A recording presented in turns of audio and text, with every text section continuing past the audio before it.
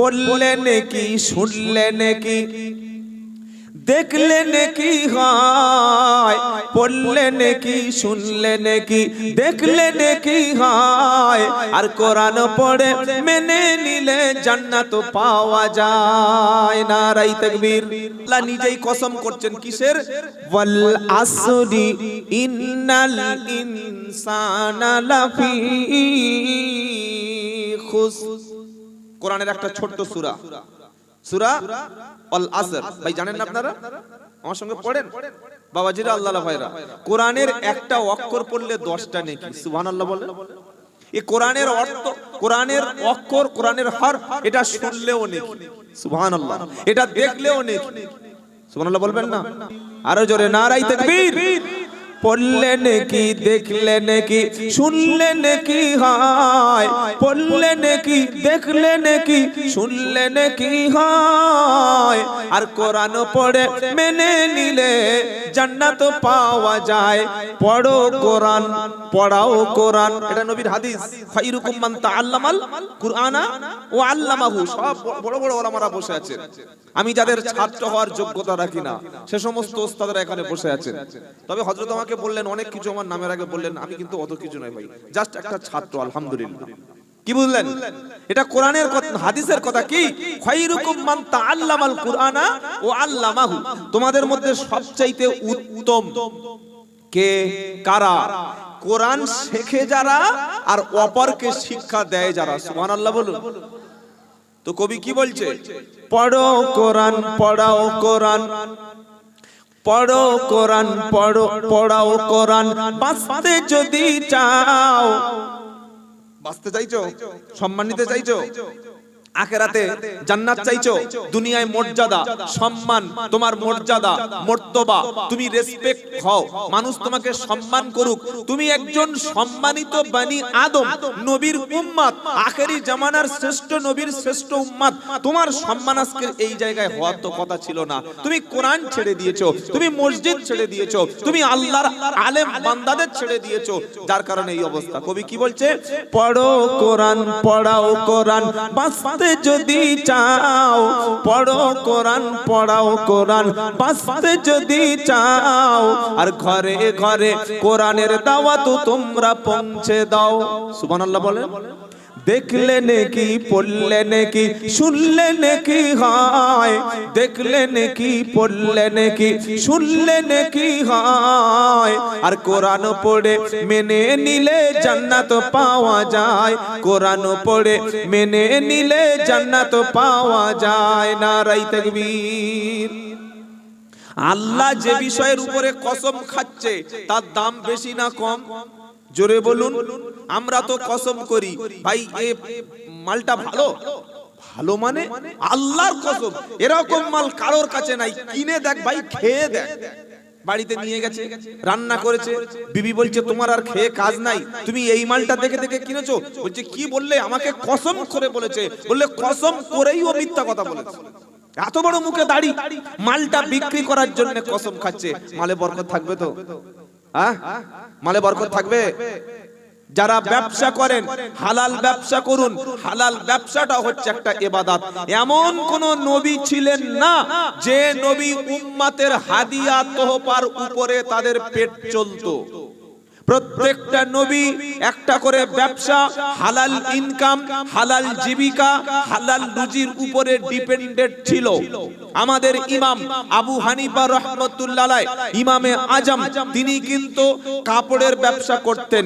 সিদ্দিকে আকবর আবু বকর সিদ্দিক, প্রথম খলিফা, প্রথম মুসলমানদের পুরুষদের মধ্যে মুসলমান এবং নবীর শ্বশুর এবং জান্নাতি একজন ব্যক্তি আবু বকর সিদ্দিক, তিনিও কাপড়ের ব্যবসা করতেন। এজন্য যারা সৎভাবে সততার সঙ্গে ব্যবসা করে তারাও একটা ইবাদতের মধ্যে লিপ্ত আছে। বলুন সুবহানাল্লাহ। আপনি হাটে বাজারে তাসবিহ নিয়ে আল্লাহ আল্লাহ আল্লাহ আল্লাহ আল্লাহ জিকির করছেন, আর যে মাল বিক্রি করছে তার সওয়াব হচ্ছে না? ও যদি ব্যবসায়িক ওজনে কম না দেয়, খাদ্যে যদি ভেজাল না দেয়, লোককে যদি না ঠকায়, মানুষের পারিশ্রমিক, মানুষের যদি দু নম্বরই না করে মাল বিক্রি করে, যতক্ষণ দোকানে বসে থাকবে মাল বিক্রি করবে, হোলসেলার কিংবা একজন বিজনেসম্যান, তিনিও নফল ইবাদতের মতো একটা নেকির কাজের সঙ্গে ইনভলভ হয়ে আছেন। বলুন সুবহানাল্লাহ। তো আল্লাহ পাক কসম করছেন, কি বলছেন? ওয়াল আসরি ইন্নাল ইনসানা লাফি খুস ইল্লাল্লাযীনা আমানু ওয়া আমিলুস সালিহাতি ওয়া তাওয়াসাউ বিল হাক্কি ওয়া তাওয়াসাউ বিস, বলেন সবর। আল্লাহু আকবার। ছোট্ট সূরা, এর এত গুরুত্ব আর এত বড়, এত বিশাল ব্যাখ্যা কোরআন। সুবহানাল্লাহ, বলুন সুবহানাল্লাহ। দুর্ভাগ্য আমরা ছেলেদের কোরআন শিক্ষা দিচ্ছি না। কোরআন শিক্ষা দেওয়া ফরজ। কি বলছেন আপনারা বলুন? ঈমান শিক্ষা দেওয়া ফরজ, দ্বীন শিক্ষা দেওয়া ফরজ।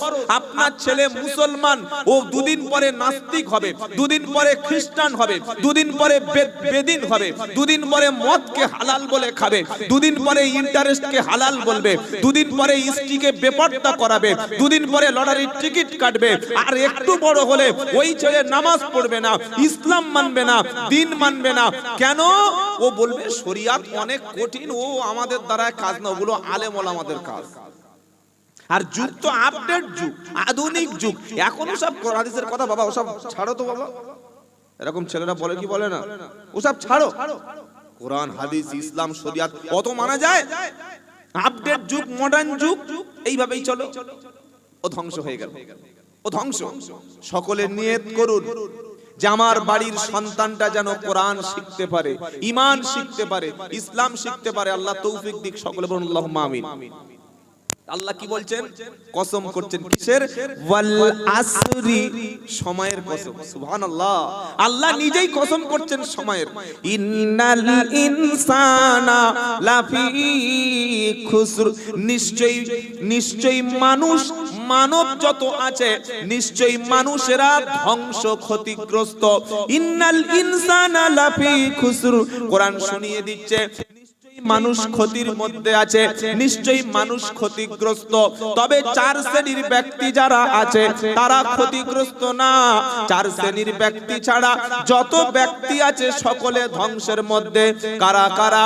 ইল্লাল্লাযীনা আমানু ওয়া আমিলুস সালিহাতি ওয়া তাওয়াসাউ বিল হাক্কি ওয়া তাওয়াসাউ বিস সবর।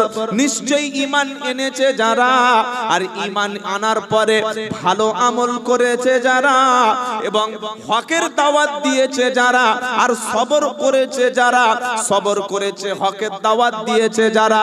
এক হলো ঈমান, দুই নম্বর নেক আমল, চার নম্বর হকের উপরে চলেছে, চার নম্বর সবর করেছে। এই চারটি যারা, চারটির মধ্যে যারা ইস্তেকামাত রয়েছে, এই চারটি গুণ যাদের মধ্যে রয়েছে, এছাড়া সব মানুষ ক্ষতিগ্রস্ত। যার ঈমান নাই ও ক্ষতিগ্রস্ত, যার নেক আমল নাই সে ক্ষতির মধ্যে আছে, যে হকের উপরে নাই, যার মধ্যে সবর নাই, ও ক্ষতির মধ্যে। এটা আমি বানিয়ে বললাম না, আল্লাহর কথা শোনালাম বাবা। নিশ্চয়ই ইন্নাল ইনসান, নিশ্চয়ই সমস্ত মানুষ ধ্বংসের মধ্যে। আপনি দুতলা বাড়ি করে আর কোটি টাকার মালিক, দুটো চার চাকা, তিনটে বাইক আছে, আপনি বলছেন আমি সফল? নো, সফলতার মাপকাঠি কিন্তু দুনিয়া না, সফলতার মাপকাঠি হচ্ছে ঈমান। বলুন সুবহানাল্লাহ। কে বলেছেন? আল্লাহ। কোথায়? কদ আফলাহাল মুমিনুন। আল্লাহ বলছেন সফল সেই ব্যক্তি যারা মুমিন, যারা বিশ্বাসী। সুবহানাল্লাহ বলবেন না? দুনিয়াতে নমরুদের টাকা ছিল, নমরুদের রাজত্ব ছিল, কিন্তু ইব্রাহিম নবীর রাজত্ব ছিল না। নমরুদ কিন্তু ধ্বংস হয়েছে, দুনিয়াতে ধ্বংস হলো, নমরুদের ঠিকানা হলো জাহান্নাম। ফেরাউন রাজত্ব করেছিল, ফেরাউন মিশরের বিশাল বড় সম্রাট ছিল, বিশাল বড় একজন ক্ষমতাশালী ব্যক্তি ছিল, একজন স্বৈরাচার ছিল। ক্ষমতা থাকলে, সম্পদ থাকলে যদি সফল হতো ফেরাউন, তাহলে সফল হতো। ফেরাউন কিন্তু ধ্বংস হলো, কিন্তু মুসা নবীর হাতে নেতৃত্ব ছিল না, মুসা নবীর হাতে রাজত্ব ছিল না, মুসা নবীর হাতে কর্তৃত্ব ছিল না। তারপরে মুসা নবী হলেন সফল। সুবহানাল্লাহ বলুন। দুনিয়ায় প্রচুর পয়সাওয়ালা লোক পাবেন, কিন্তু দেখবেন নামাজ নাই। পয়সাওয়ালা লোক আছে, আল্লাহ জানে না, কলেমা জানে না, ঈমান জানে না। আপনি মনে করছেন অনেক পয়সা, অনেক টাকা, সফল? অত সহজ নয়। সফল হয়েছে তারা ঈমান এনেছে যারা, বলুন সুবহানাল্লাহ। আর আল্লাহ পাক শুনিয়ে দিয়েছে, ওরে ঈমানদারেরা, লা ইয়াগুররান্নাকা তাকাল্লুবুল লাযিনা কাফারু ফিল বিলাদ মাতাউন কলিল সুম্মা মাআহু জাহান্নামা ওয়া বিইসাল মিহাদ। চতুর্থ পারা 15 নম্বর পৃষ্ঠা 6 নম্বর লাইনের 186 নম্বর আয়াত সূরা আল ইমরান। আমার আল্লাহ পাক শুনিয়ে দিচ্ছে, ও ঈমানদারেরা, তুমি পৃথিবীর বড় বড় সম্পদশালী ব্যক্তি দেখে, বিশাল বড় বড় অট্টালিকা, বিশাল বড় বড় বিল্ডিং দেখে, বিশাল টাকার মালিকগুলি তুমি দেখতে পাবে।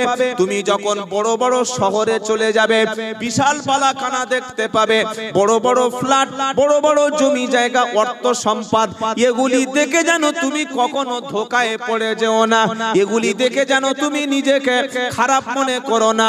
আমি আল্লাহ ওদেরকে দিয়েছি মাতাউন কলিল, দুনিয়ার কিছু সামগ্রী, আমি দুনিয়ার কয়েকদিনের সম্পদ ওদেরকে দিয়েছি, ভোগ করার জন্য দিয়েছি, ওদের মনোরঞ্জনের জন্য দিয়েছি, ওরা যাতে দুনিয়ায় শান্তিতে থাকে, দুনিয়ায় যাতে ওরা বেশ আনন্দে থাকে। এজন্য আমি আল্লাহ কাফির বেঈমান মুশরিকদেরকে টাকা সম্পদ জমি জায়গা ভরে দিয়েছি। সুম্মা মাআহুম জাহান্নাম, এদের পরে ওর ঠিকানা হলো জাহান্নাম। বরং ঈমান যারা এনেছে, নামাজ যারা পড়ে, তাদের বেশি বিপদ হয়। আপনারা কি বলছেন বলুন? দাড়ি রেখেছে, 5 ওয়াক্ত নামাজ পড়ে, তাহাজ্জুদ পড়ে, কোরআন পড়ে, ঈমান আছে, সব সময় রোগ আর ঘাবড়াবেন না। যার ঈমান যত বেশি তার বিপদ তত, বলেন, যার ঈমান যত বেশি তার পরীক্ষা তত বেশি। সবচাইতে বড় পরীক্ষা নিয়েছিল আল্লাহ তাআলা নবীদের কাছ থেকে। সুবহানাল্লাহ বলবেন না? নবীদের ঈমান হচ্ছে পাহাড় সমতুল্য ঈমান। সুবহানাল্লাহ। নবীদের ঈমান হলো পর্বত সমতুল্য ঈমান, অথচ নবীদের বিপদ বেশি না কম? সবচাইতে বেশি। এবং প্রত্যেকটা নবীর যুগে একজন পাপিষ্ট, নরাধম, সমাজ বিরোধী, অ্যান্টি সোশ্যাল পারসনকে প্রত্যেকটা যুগে নবীদের দুশমন বানিয়ে দেওয়া হয়েছে। কোন নবীর দুশমন ছিল না এমন নবীর নাম্বার কোন? কোন দুশমন ছিল না। ওয়াকাদালিকা জাআলনা লিকুল্লি নাবিয়্যিন আদুআম মিনাল মুজরিমিন। তুমি সৎ হলে, তুমি অনেস্ট হলে, তোমার মধ্যে সততা থাকলে তোমার দুশমন থাকবে। আপনারা কি বলছেন বলুন? থাকবে? পৃথিবীর প্রত্যেকটা নবীর ছিল, আর তোমার দুশমন থাকবে না? তুমি বলছো ওটা কি? তুমি সৎ, তুমি অনেস্ট, তুমি একদম পিওর, তোমার ঈমান খাঁটি, আর তোমার দুশমন নাই, হয় কোনোদিন নাকি? পৃথিবীর প্রত্যেকটা বড় আল্লাহর ওলি, বড় হাক্কানি আলেমদের জেল খাটতে হয়েছে। আপনারা কি বলছেন বলুন? ইমামে আজম আবু হানিফা রাহমাতুল্লাহ আলাইহি, তার মৃত্যুটা কোনো মসজিদে হয়নি, কোনো খানকা মাজারের মধ্যে হয়নি, কোনো দরবারে হয়নি, কোনো স্কুলে হয়নি, নিজ বাসভবনে হয়নি, সোফার উপরে হয়নি, আরামের নরম গদির উপরে হয়নি, এসি ঘরে তার ইন্তেকাল, তার শাহাদাত হয়নি। কোথায় হলো? জালিমের জেলখানায়। জালিমের জেলখানায় বিষ খাইয়ে ইমাম আজমকে শহীদ করা হলো। আজকের ঈমানদারদের দুশমন কারা? কারাই মুসলমানদের সঙ্গে দুশমনি করছে চেহারাগুলো দেখবেন। টেলিভিশনে বসলে, টিভি চ্যানেলে বসলে মাদ্রাসা সন্ত্রাসী, মাদ্রাসা জঙ্গি, খারেজি মাদ্রাসাকে বলছে অবৈধ মাদ্রাসা। ওরে খারেজি মাদ্রাসা যদি অবৈধ হবে তাহলে ভারতবর্ষের স্বাধীনতা সংগ্রামীরা সব তো খারেজি মাদ্রাসার সন্তান ছিল। কি বলছো তুমি? গতকাল তার আগের দিন একজন লোকের নাম বলছি, আপনারা খুব ভালো করে যারা শিক্ষিত মানুষ দৃষ্টি আকর্ষণ করছি, নাম হলো আইপিএস নজরুল ইসলাম। নাম শুনেছেন? একদম পাঁড় নাস্তিক লোকটা, পাঁড় নাস্তিক। আইপিএস নজরুল ইসলাম নামটা দেখলে মনে হবে যেন একদম খাঁটি মুসলমান। হ্যাঁ, আর এই রকম মুনাফিক মুসলমানদেরকে সব সময় মিডিয়া হাইলাইট করে। দেখো একটা মুসলমান কি বলছে। তিনি বলছেন যে মাদ্রাসাগুলো কি লাভ আছে, এর মধ্যে থেকে ডাক্তার হচ্ছে না, ইঞ্জিনিয়ার হচ্ছে না, ব্যারিস্টার হচ্ছে না, এর মধ্যে ভালো একজন আইপিএস হচ্ছে না, ডব্লিউবিসিএস হচ্ছে না, এর মধ্যে বড় কোনো একজন পণ্ডিত হচ্ছে না, তো মাদ্রাসা লেখা লাভ কি? আমি ভিডিওটা দেখছিলাম তার একটা ইউটিউব একটা চ্যানেলে, টেলিভিশনের চ্যানেলে। আমি মনে মনে ভাবছি যে তুমি বুদ্ধিজীবী, তুমি শিক্ষা অর্জন করেছো কিন্তু জ্ঞান অর্জন করনি। জ্ঞানী আলাদা আর বুদ্ধিমান আলাদা। আপনারা কি বলছেন বলুন? জ্ঞানী আলাদা, বুদ্ধি আলাদা। আমি আব্দুল্লাহ জুবায়ের যদি না প্রমাণ করতে পারি, কোনদিন আপনাদের 24 পরগনার বক্তব্য করতে আসবো না। জ্ঞান আলাদা, বুদ্ধি আলাদা। বই বেশি পড়লে বিদ্যা বেশি বাড়ে, আর জ্ঞানের জন্য যেতে হয় কোরআন আর হাদিসের কাছে। কি বলছি কথা বুঝতে পারছেন না? আচ্ছা, এই যে একটু কেটে কেটে বলছি, অসুবিধা হচ্ছে না তো? সুর দেবো, কিন্তু সব জায়গায় সুর দিলে আবার লোক বুঝতে পারবে। জ্ঞান আলাদা, বুদ্ধি আলাদা। ওরা হচ্ছে বুদ্ধিজীবী। ওরা কি জীবী? বুদ্ধিজীবী। আর আল্লাহ কোরআনে কি বলেছে? জ্ঞান। আল্লাহ কোরআনে এক জায়গায় বুদ্ধির কথা বলে নাই। কি বলেছে বলেন? ওয়ালাকাদ আতাইনা লুকমানাল হিকমা আনিশকুরু লিল্লাহ।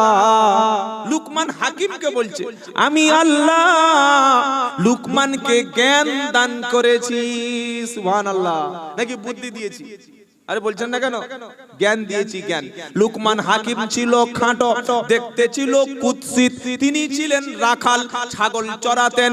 তিনি কোনো গ্রাজুয়েট নন, তিনি কোনো এডুকেটেড পারসন ছিলেন না, কিন্তু আল্লাহ তাকে এমন জ্ঞান দান করলেন, এত বেশি ইলম দান করলেন, এত হিকমত দান করলেন, এত জ্ঞানী বানালেন যে লুকমান হাকিমের কথাগুলি আমার আল্লাহ তাআলা কোরআনুল কারীমের মধ্যে আমাদের নবীর উম্মতের জন্য কোরআনের মধ্যে লুকমান হাকিমের উপদেশগুলি তিনি লিখে দিয়েছেন। নারায়ে তাকবীর।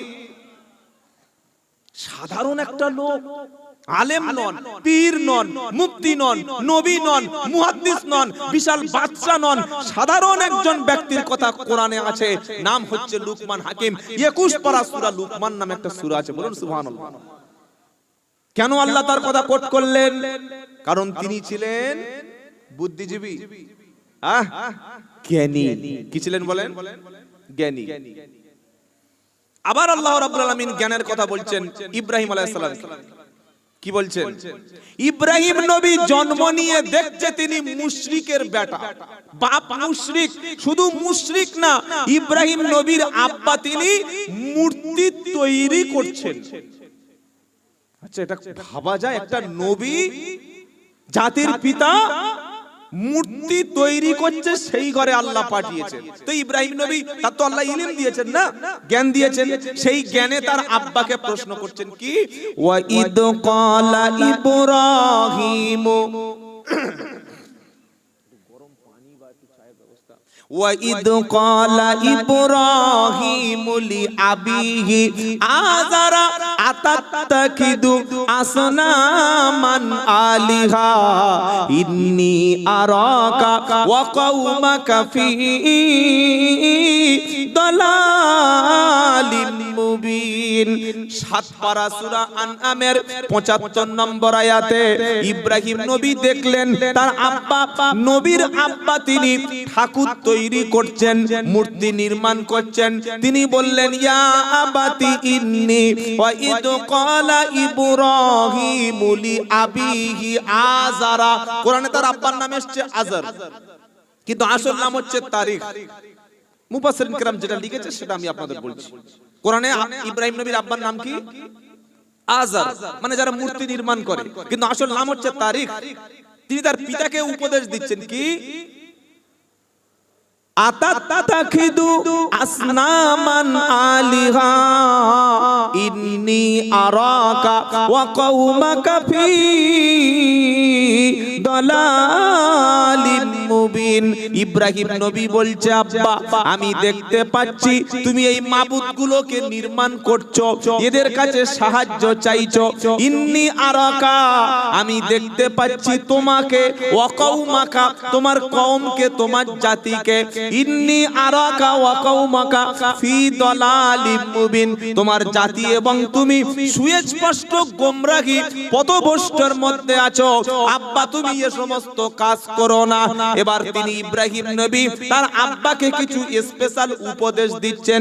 এই আয়াতটা যেটা বললাম এটা সূরা আনআমের 75 নম্বর আয়াত। আর ইব্রাহিম নবীর কাছে যখন জ্ঞান চলে এলো, তার কাছে যখন ইলম এলো আল্লাহর পক্ষ থেকে, আল্লাহ যখন জ্ঞান দিলেন, তখন ইব্রাহিম নবী তার আব্বাকে জ্ঞান দেওয়ার আগে যে কথাটা বলছেন সেটা 16 পারা সূরা মারিয়ামের মধ্যে আছে। কি আছে?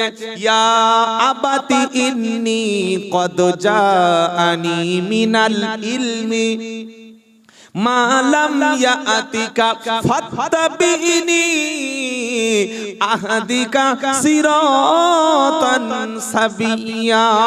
ইব্রাহিম আলাইহিস সালাম বলছে আব্বা, ইয়া আবাতি ইন্নী কদ জাআনি মিনাল ইলমি, ও আমার আব্বা নিশ্চয়ই আমার কাছে জ্ঞান এসে গেছে। জোরে বলুন, নাকি বুদ্ধি এসে গেছে? কি এসে গেছে? ও আমার আব্বা আমার কাছে জ্ঞান এসেছে, আমার কাছে জ্ঞান আছে। মালাম ইয়াতিক, কিন্তু তোমারও কাছে সে জ্ঞান নাই। একবার জোরে হবে না সুবহানাল্লাহ? অনেক সময় বাপের চাইতে ছেলে বয়সে ছোট হতে পারে কিন্তু জ্ঞানে বড় হয় না? হয় বাবা। এই যে আমরা বলি বাঁশের চাইতে কঞ্চি বড়, কঞ্চি অনেক সময় বড় হয়, হয় না? বাঁশ একটু 3 ফুট উঠে আর ওই আয়লা বা আমফান ঝড়ে বাঁশ ভেঙে গেছে। হ্যাঁ, বাঁশ থেকে একটা হোক ফেলে একবার 22 ফুট উপরে উঠে গেছে। কি হয় না? বাঁশের চাইতে কঞ্চি বড় হয়। শিক্ষকের থেকে অনেক সময় ছাত্র বড় জায়গায় চলে যায়, কিন্তু শিক্ষকের সম্মান উপরে। কি বলছেন আপনারা? শিক্ষকের সম্মান উপরে, কিন্তু শিক্ষকের চাইতে ছাত্র আরো বড় জ্ঞানী হতে পারে। হ্যাঁ, এটা পসিবল, সম্ভব, কিন্তু শিক্ষকের মর্যাদা উপরে। ইব্রাহিম নবী বলছে আব্বা আমার কাছে যে জ্ঞান এসেছে ওই জ্ঞান তোমার কাছে নাই। বলুন সুবহানাল্লাহ, আল্লাহু আকবার। নবী তার আব্বাকে বলছেন যে কদ জাআনি মিনাল ইলমি মা লাম ইয়াতিক, আব্বা আমার কাছে যে জ্ঞানটা আছে ওটা তোমার কাছে নাই। এখন তুমি কি করবে? ফাত্তাবিনি আহাদিকা সিরাতান সাবিয়া, তুমি আমার অনুসরণ করো, আমার কথা মেনে নাও, আমার দেখানো পথে তুমি চলো, নিশ্চয়ই আমি তোমাকে হেদায়েতের রাস্তায় পৌঁছে দেব। জোরে বলুন। আমাদের সমাজের মানুষেরা কি বলে? বেশিরভাগ লোক যেটা করে সেটাই সঠিক। হ্যাঁ, এই এতগুলো লোক করছে না, বেশি করলে সেটা হক না। আল্লাহ কোরআনে বলেছেন ওয়ালাকিন্না আকসারান নাসি লা ইয়ালামুন ওয়ালাকিন্না আকসারান নাসি লা ইয়াকিলুন। অধিকাংশ মানুষ করলেই সেটা হক হয়ে যায় না। হক সব সময় একটাই হয়, আর বাতিলের সংখ্যা বেশি হয়। আল্লাহর নবীর জামানায় বাতিলের সংখ্যা বেশি ছিল, ইব্রাহিম নবীর জামানায় বাতিলের সংখ্যা বেশি ছিল, মুসা নবীর জামানায় বাতিলের সংখ্যা বেশি ছিল, নবী ইউসুফ আলাইহিস সালামের জামানায় বাতিলের সংখ্যা বেশি ছিল। বর্তমান পৃথিবীতে বাতিল মুরতাদ মুশরিকের সংখ্যা বেশি। তাহলে আপনি কি বলবেন সংখ্যায় বেশি বলে সঠিক আছে? বললে 10 যেখানে, বলেন 10 যেখানে খোদা সেখানে, 10 যেখানে খোদা সেখানে 10টা মদখোর বসে বসে মাল খাচ্ছে আর মাল খেয়ে মোবাইলে গান শুনছে। আল্লাহ বলেছে তোরা 10 জন মদ খাওয়ার গান আল্লাহ ওখানে আছে? বলছেন না কেন? আর একটা মসজিদে 3 জন নামাজ পড়ছে, আল্লাহর রহমত কাদের সাথে আছে? এই 10 জন মদখোরের সাথে না 3 জন নামাজের সাথে? বলুন এবার। সব কথা সমাজে বললে যে সত্য হয় তা না। তাহলে ইব্রাহিম নবীর কথাটা শুনুন কি বলছেন। তিনি বললেন আব্বা আমার কাছে যে জ্ঞান আছে এই জ্ঞান তোমার কাছে নাই, আমি জ্ঞান আল্লাহ আমাকে দান করেছে, তুমি আমার অনুসরণ করো, নিশ্চয়ই আমি তোমাকে হেদায়েতের রাস্তা বলে দেব। জোরে বলুন। তাহলে এখানে আল্লাহ জ্ঞানের কথা বললেন না বুদ্ধির কথা বললেন? জ্ঞান। আবার দেখুন সূরা তোহার মধ্যে আল্লাহ বলছেন যে বান্দা তোমরা আমার কাছে দোয়া করো। আচ্ছা আমরা যখন দোয়া করি কি চাই? আল্লাহ আমার সংসারে বরকত দাও, আমার রুজিতে বরকত দাও, আমার শরীরটা সুস্থ করে দাও, আল্লাহ আমার ছেলেদের চাকরি দাও, মেয়েদের সুন্দর স্বামীর ব্যবস্থা করো, আল্লাহ আমার ব্যবসাতে তুমি বরকত দাও, মরণের আগে একবার যেন হজ করতে পারি তৌফিক দাও, আল্লাহ এই কঠিন বিপদ থেকে তুমি বাঁচিয়ে নাও, আল্লাহ আমি টেনশনে আছি, টেনশন থেকে তুমি মুক্তি দাও, যতদিন বেঁচে থাকবো সম্মানের সঙ্গে মর্যাদার সঙ্গে যেন বেঁচে থাকতে পারি এ তৌফিক তুমি দান করো। কিন্তু এমন একটা দোয়া আল্লাহ কোরআনে ঈমানদারদের জন্য শিখিয়েছে। আল্লাহ বলছে বান্দা দোয়া করো রব্বি জিদনি ইলমা। জোরে বলুন আল্লাহু আকবার। কি সুন্দর দোয়া, সুবহানাল্লাহ। রব্বি জিদনি ইলমা, এটা কোরআনের শেখানো দোয়া, কোনো মৌলবীর বানানো দোয়া না। রব্বি বলেন রব্বি জিদনি ইলমা, আল্লাহ তুমি আমার ইলম বাড়িয়ে দাও, না আমার জ্ঞান বাড়িয়ে দাও, এই বুদ্ধি বাড়িয়ে দাও নাকি? হ্যাঁ বুদ্ধি বাড়িয়ে দাও, ইলম বাড়িয়ে দাও, জ্ঞান বাড়িয়ে দাও। সুবহানাল্লাহ বলেন। এখানে আল্লাহ জ্ঞানের কথা বললেন। আবার চলো হযরতে ইউসুফ আলাইহিস সালাম। সুবহানাল্লাহ সুবহানাল্লাহ। ইউসুফ আলাইহিস সালাম যখন বিক্রি হয়ে গেল বাদশা আজিজের বাড়িতে, দীর্ঘদিন থাকার পরে ইউসুফ আলাইহিস সালাম যখন সাবালক হয়ে গেল, যখন তিনি বয়স সন্ধিক্ষণে পৌঁছে গেল, যখন তিনি একটু বড় হয়ে গেলেন, আল্লাহ ডেকে বললে ইউসুফ রে ওয়ালাম্মা বালাগা আশুদ্দাহু আতাইনাহু হুকুমাও ওয়া ইলমা। 12 পারা সূরা ইউনূসের মধ্যে একদম 13 পারা থেকে আল্লাহ পাক সূরা ইউসুফের মধ্যে শুনিয়ে দিচ্ছে ওয়ালাম্মা বালাগা আশুদ্দাহু আতাইনাহু হুকমাও ওয়া ইলমা। যখন নবী ইউসুফ আলাইহিস সালাম বয়স সন্ধিক্ষণে পৌঁছে গেল, ঠিক ম্যাচিউরড হয়ে গেল, আমি আল্লাহ আমার নবী ইউসুফকে তখন আমি আমার পক্ষ থেকে জ্ঞান দান করে দিলাম। জোরে হবে না সুবহানাল্লাহ। এখানে আল্লাহ জ্ঞানের কথা বললেন। আবার আমাদের নবীর পৃথিবীতে আসার আগে কয়েক হাজার বছর আগে ইব্রাহিম নবী আল্লাহর কাছে দোয়া করেছিলেন, আল্লাহ আমার সন্তানদের মধ্য থেকে এমন একজনকে নবী রাসূল করে পাঠাবেন যে রাসূলের মধ্যে 4টি জিনিস থাকবে। কটা বলেন? কটা? কি কি? রব্বানা ওয়াবআস ফীহিম রাসূলাম মিনহুম ইয়াতলু আলাইহিম আয়াতিকা ওয়া ইউআল্লিমুহুমুল কিতাবা ওয়াল হিকমাতা। খালি পয়েন্টটা মাথায় রাখবেন, ওয়াল হিকমাতা ওয়া ইউযাক্কিহিম ইন্নাকা আনতাল আজিজুল হাকীম। প্রথম পারা 19 পৃষ্ঠা 5 নম্বর লাইনের 129 নম্বর আয়াত সূরা বাকারা। ইব্রাহিম নবী দোয়া করলো, আল্লাহ আমার সন্তানদের মধ্য থেকে এমন একজনকে, তাদের তাদের কাছে নবী রাসূল করে পাঠাবে, যে রাসূল চারটি জিনিস থাকবে। এক নম্বর হলো আমার সন্তানদের মধ্য থেকে যিনি রাসূল হবে তিনি মানুষের কাছে গিয়ে আল্লাহ আপনার কালাম থেকে আয়াতগুলি তেলাওয়াত করে শোনাবে। জোরে বলুন।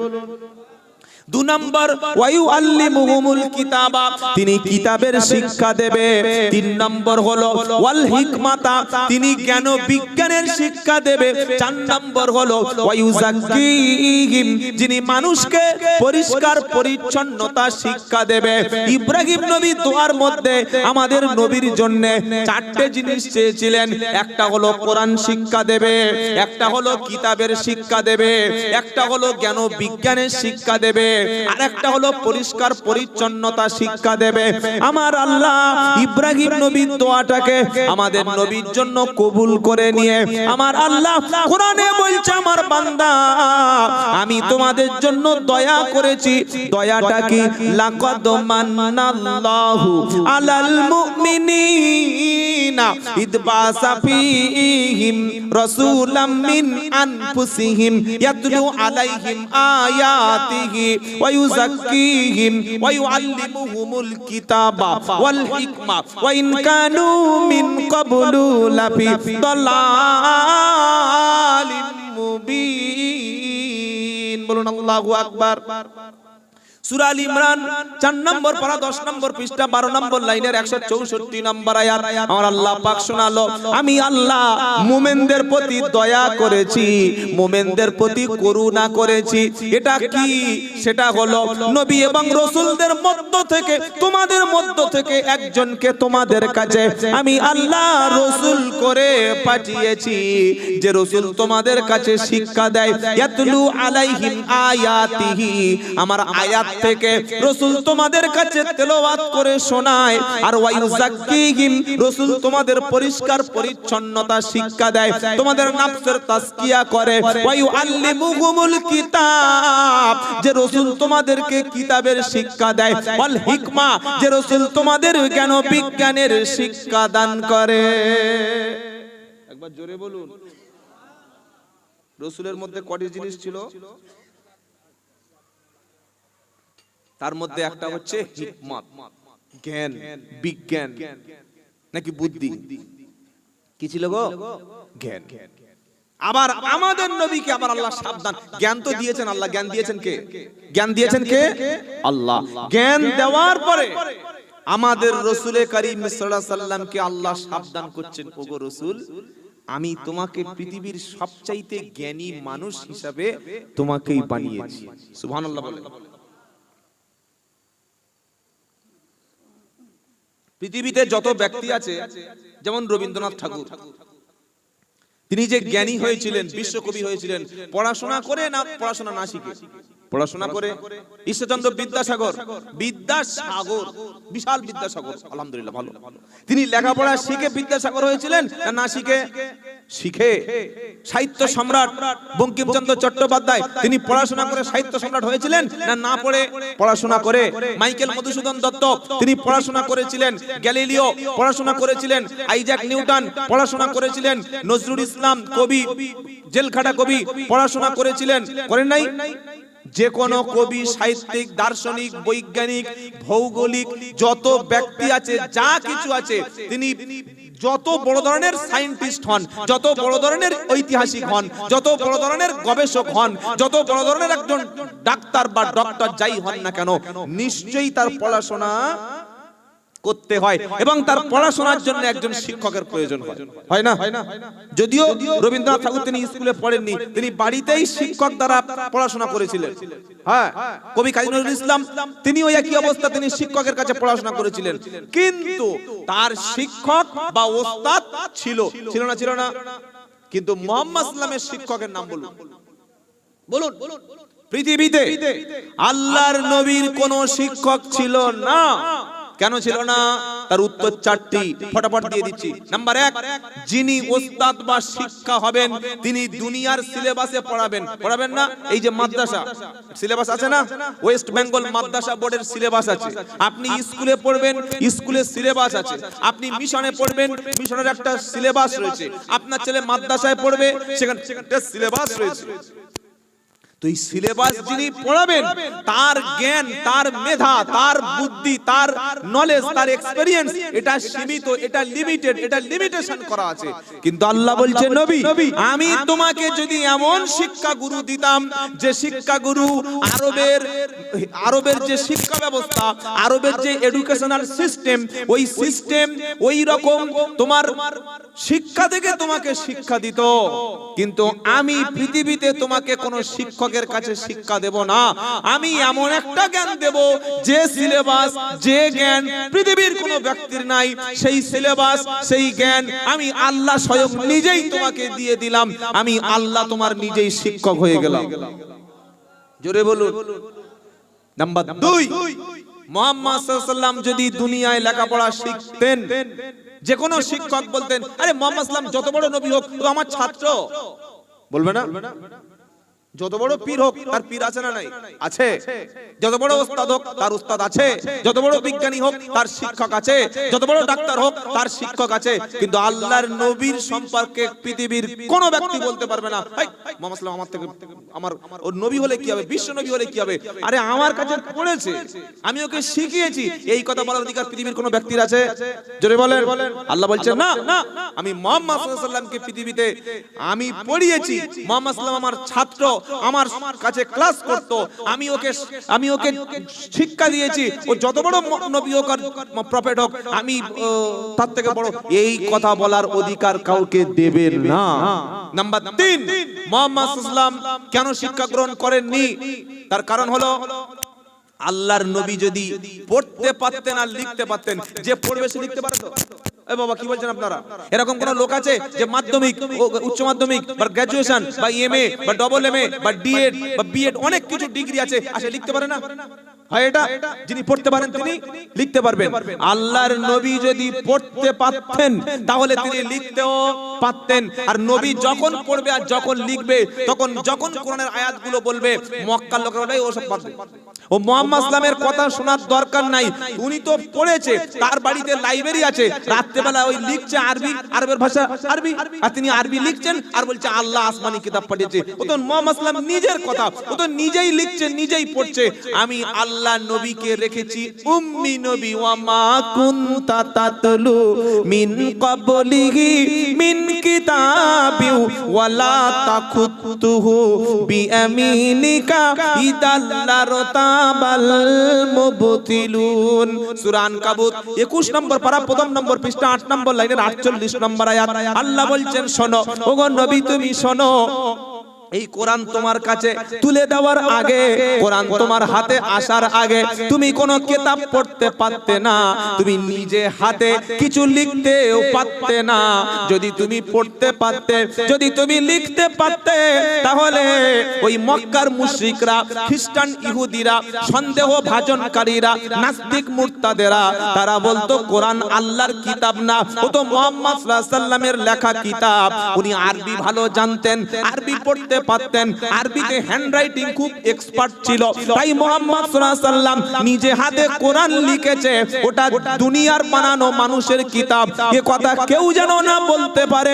সেজন্য আমি আল্লাহ আমার নবীকে দুনিয়ার এডুকেশনাল সিস্টেম থেকে আমি আল্লাহ বঞ্চিত করে দিলাম। নারায়ে তাকবীর।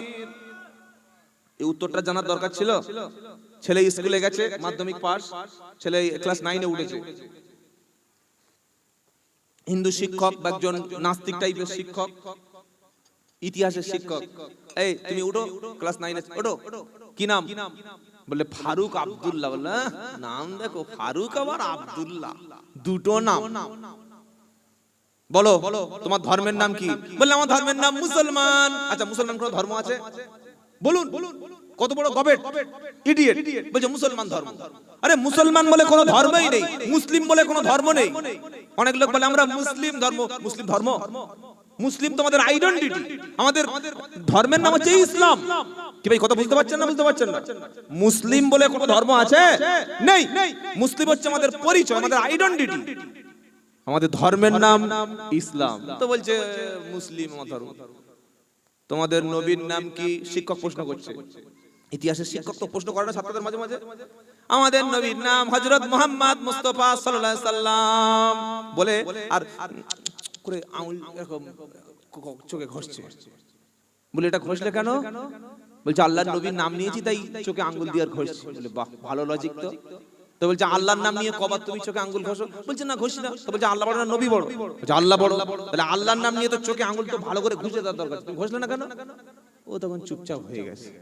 কি বুঝলেন? কোন ইললজিক্যাল কাজ করলেই তো ঠকতে হবে, আনলজিক্যাল কাজ করলে। বাবাজিরা, আল্লাহ ভাইরা, এইবার ওই অমুসলিম নাস্তিক শিক্ষক, হিস্ট্রি শিক্ষক জিজ্ঞাসা করছে, আচ্ছা তোমাদের নবী আরবের নবী, মদিনার নবী, মক্কার, এশিয়ার নবী না আফ্রিকার নবী নাকি কোন মহাদেশের নবী? বলছে আমাদের নবী হচ্ছেন বিশ্ব নবী। ওয়ামা আরসালনাকা ইল্লা রাহমাতাল লিল আলামিন। কি ভাই শুনছেন? আমাদের নবী কি ওই মদিনার নবী না সারা পৃথিবীর নবী? আরে বলছেন না কেন? আল্লাহ বলছেন ওয়ামা আরসালনাকা ইল্লা কাফাতাল লিন্নাস। সূরা সাবা 22 নম্বর পারা 28 নম্বর আয়াত 4 নম্বর লাইনেতে এই আয়াতটা আছে। আল্লাহ বলছেন নবী আপনাকে বিশ্ববাসীর জন্য নবী পাঠিয়েছি, বলুন সুবহানাল্লাহ। আবার সূরা আরাব বলছে 9 নম্বর পারা 9 নম্বর পৃষ্ঠা 11 নম্বর লাইন 157 নম্বর আয়াত, কুল ইয়া আইয়ুহান নাসু ইন্নী রাসূলুল্লাহি ইলাইকুম জামিআ। ও বিশ্ববাসী শোনো, আমি আল্লাহ রাসূলকে সারা পৃথিবীর সমস্ত মানুষের জন্য রাসূল করে পাঠিয়েছি, বলুন সুবহানাল্লাহ। তো ছাত্র বলল আমাদের রাসূল তো অল ওভার দা ওয়ার্ল্ড, সারা পৃথিবীর রাসূল। এবার শিক্ষক একটা সুযোগ পেয়ে গেছে, নাস্তিক শিক্ষক বলল, রে ফারুক আব্দুল্লাহ তুমি তো বললে তোমাদের রাসূল পৃথিবীর সবচাইতে সারা পৃথিবীর শ্রেষ্ঠ নবী, তো তোমাদের রাসূল কোন স্কুলে পড়াশোনা করেছে নাম বলো। রাসূলের ডিগ্রি কি? মাধ্যমিক, উচ্চ মাধ্যমিক, গ্র্যাজুয়েশন, এমএ নাকি আলিম না ফাজিল না কামিল না মুফতি না মাওলানা না মুহাদ্দিস না মুফাসসির? তখন ফারুক আব্দুল্লাহ বলছে স্যার উল্টোপাল্টা খুব বড় কথা বলছেন, আমাদের নবী হলো বিশ্ব নবী, আমাদের নবী হলো সবচাইতে জ্ঞানী, সবচাইতে শিক্ষিত, সবচাইতে বিদ্বান, সবচাইতে পণ্ডিত, সবচাইতে এডুকেটেড। তখন শিক্ষক বলছে আরে পণ্ডিত যদি হবে নিশ্চয়ই তার কোয়ালিফিকেশন থাকবে, তুমি বলো তোমার নবীর পড়াশোনা কত দূর? মাথা খারাপ। নবদ ক্লাস 9 এ পড়ে, কত বয়স হবে? 14 বা 15 এর বেশি হবে নাকি? ও বাড়িতে আসছে আর চিন্তা করছে, তাহলে হ্যাঁ সত্যি তো প্রশ্নটা যা করেছে খারাপ প্রশ্ন করেছে কি? তোমাদের নবী তুমি বললে সবার বড় নবী, পৃথিবীর জ্ঞানী নবী, শিক্ষিত নবী, তো নবীর পড়াশোনা কত দূর, তার কোয়ালিফিকেশন কি আছে বলো। তখন বলছে স্যার আমি তো জানি না। বলছে তোমার বাড়িতে যে জানে জিজ্ঞাসা করে আসবে। বাড়িতে আর কাজ জিজ্ঞাসা করবে, এসে দেখছে আব্বা বিড়ি টানছে। বলতে পারবে? হ্যাঁ এই বিড়ি টানা লোক এই প্রশ্ন উত্তর দিতে পারবে? পারবে না। মা দেখছে সিরিয়াল দেখছে সন্ধ্যাবেলা, মহা ঝামেলা পড়ে গেছে। ওই এসার সময় নামাজ পড়তে গেছে, সালাম ফিরিয়ে ইমাম সাহেব বসে আছে, আসসালামু আলাইকুম। বাবা কিছু বলবে? বলছেন হুজুর একটা সমস্যা পড়ে গেছে। বলে কি সমস্যা? তাবিজ দেবো? বলছে না তাবিজ এখানে কাজ হবে না। এখানে তাবিজ কাজ হবে? বলছে আমার শিক্ষক এই প্রশ্ন করেছে যে আল্লাহর নবী তোমাদের নবী তুমি বললে যে বিশ্ব নবী, বিশ্বগুরু, বিশাল শিক্ষিত, নবীর ডিগ্রি বলো। বলতে পারি। তখন বলছে জানিস? বললে কি? হুয়াল্লাযী বাসা ফিল উম্মিয়িনা রাসূলাম মিনহুম ইয়াতলু আলাইহিম আয়াতিহি ওয়া ইউযাক্কিহিম ওয়া ইউআল্লিমুহুমুল কিতাবা ওয়াল হিকমাতা ওয়া ইন কানু মিন ক্বাবলু লাফি দালালিম মুবিন। সূরা জুমা 28 পারা, সূরা জুমার দ্বিতীয় আয়াত ইমাম সাহেব পড়ল। ইমাম সাহেব বলছে হুয়াল্লাযী বাসা ফিল উম্মিয়িনা রাসূলাম মিনহুম, আমি আল্লাহ উম্মীদের মধ্য থেকে মক্কার নিরক্ষর অর্থাৎ অক্ষর জ্ঞানহীন, শুনছেন আপনারা, নিরক্ষর আলাদা, অশিক্ষিত আলাদা।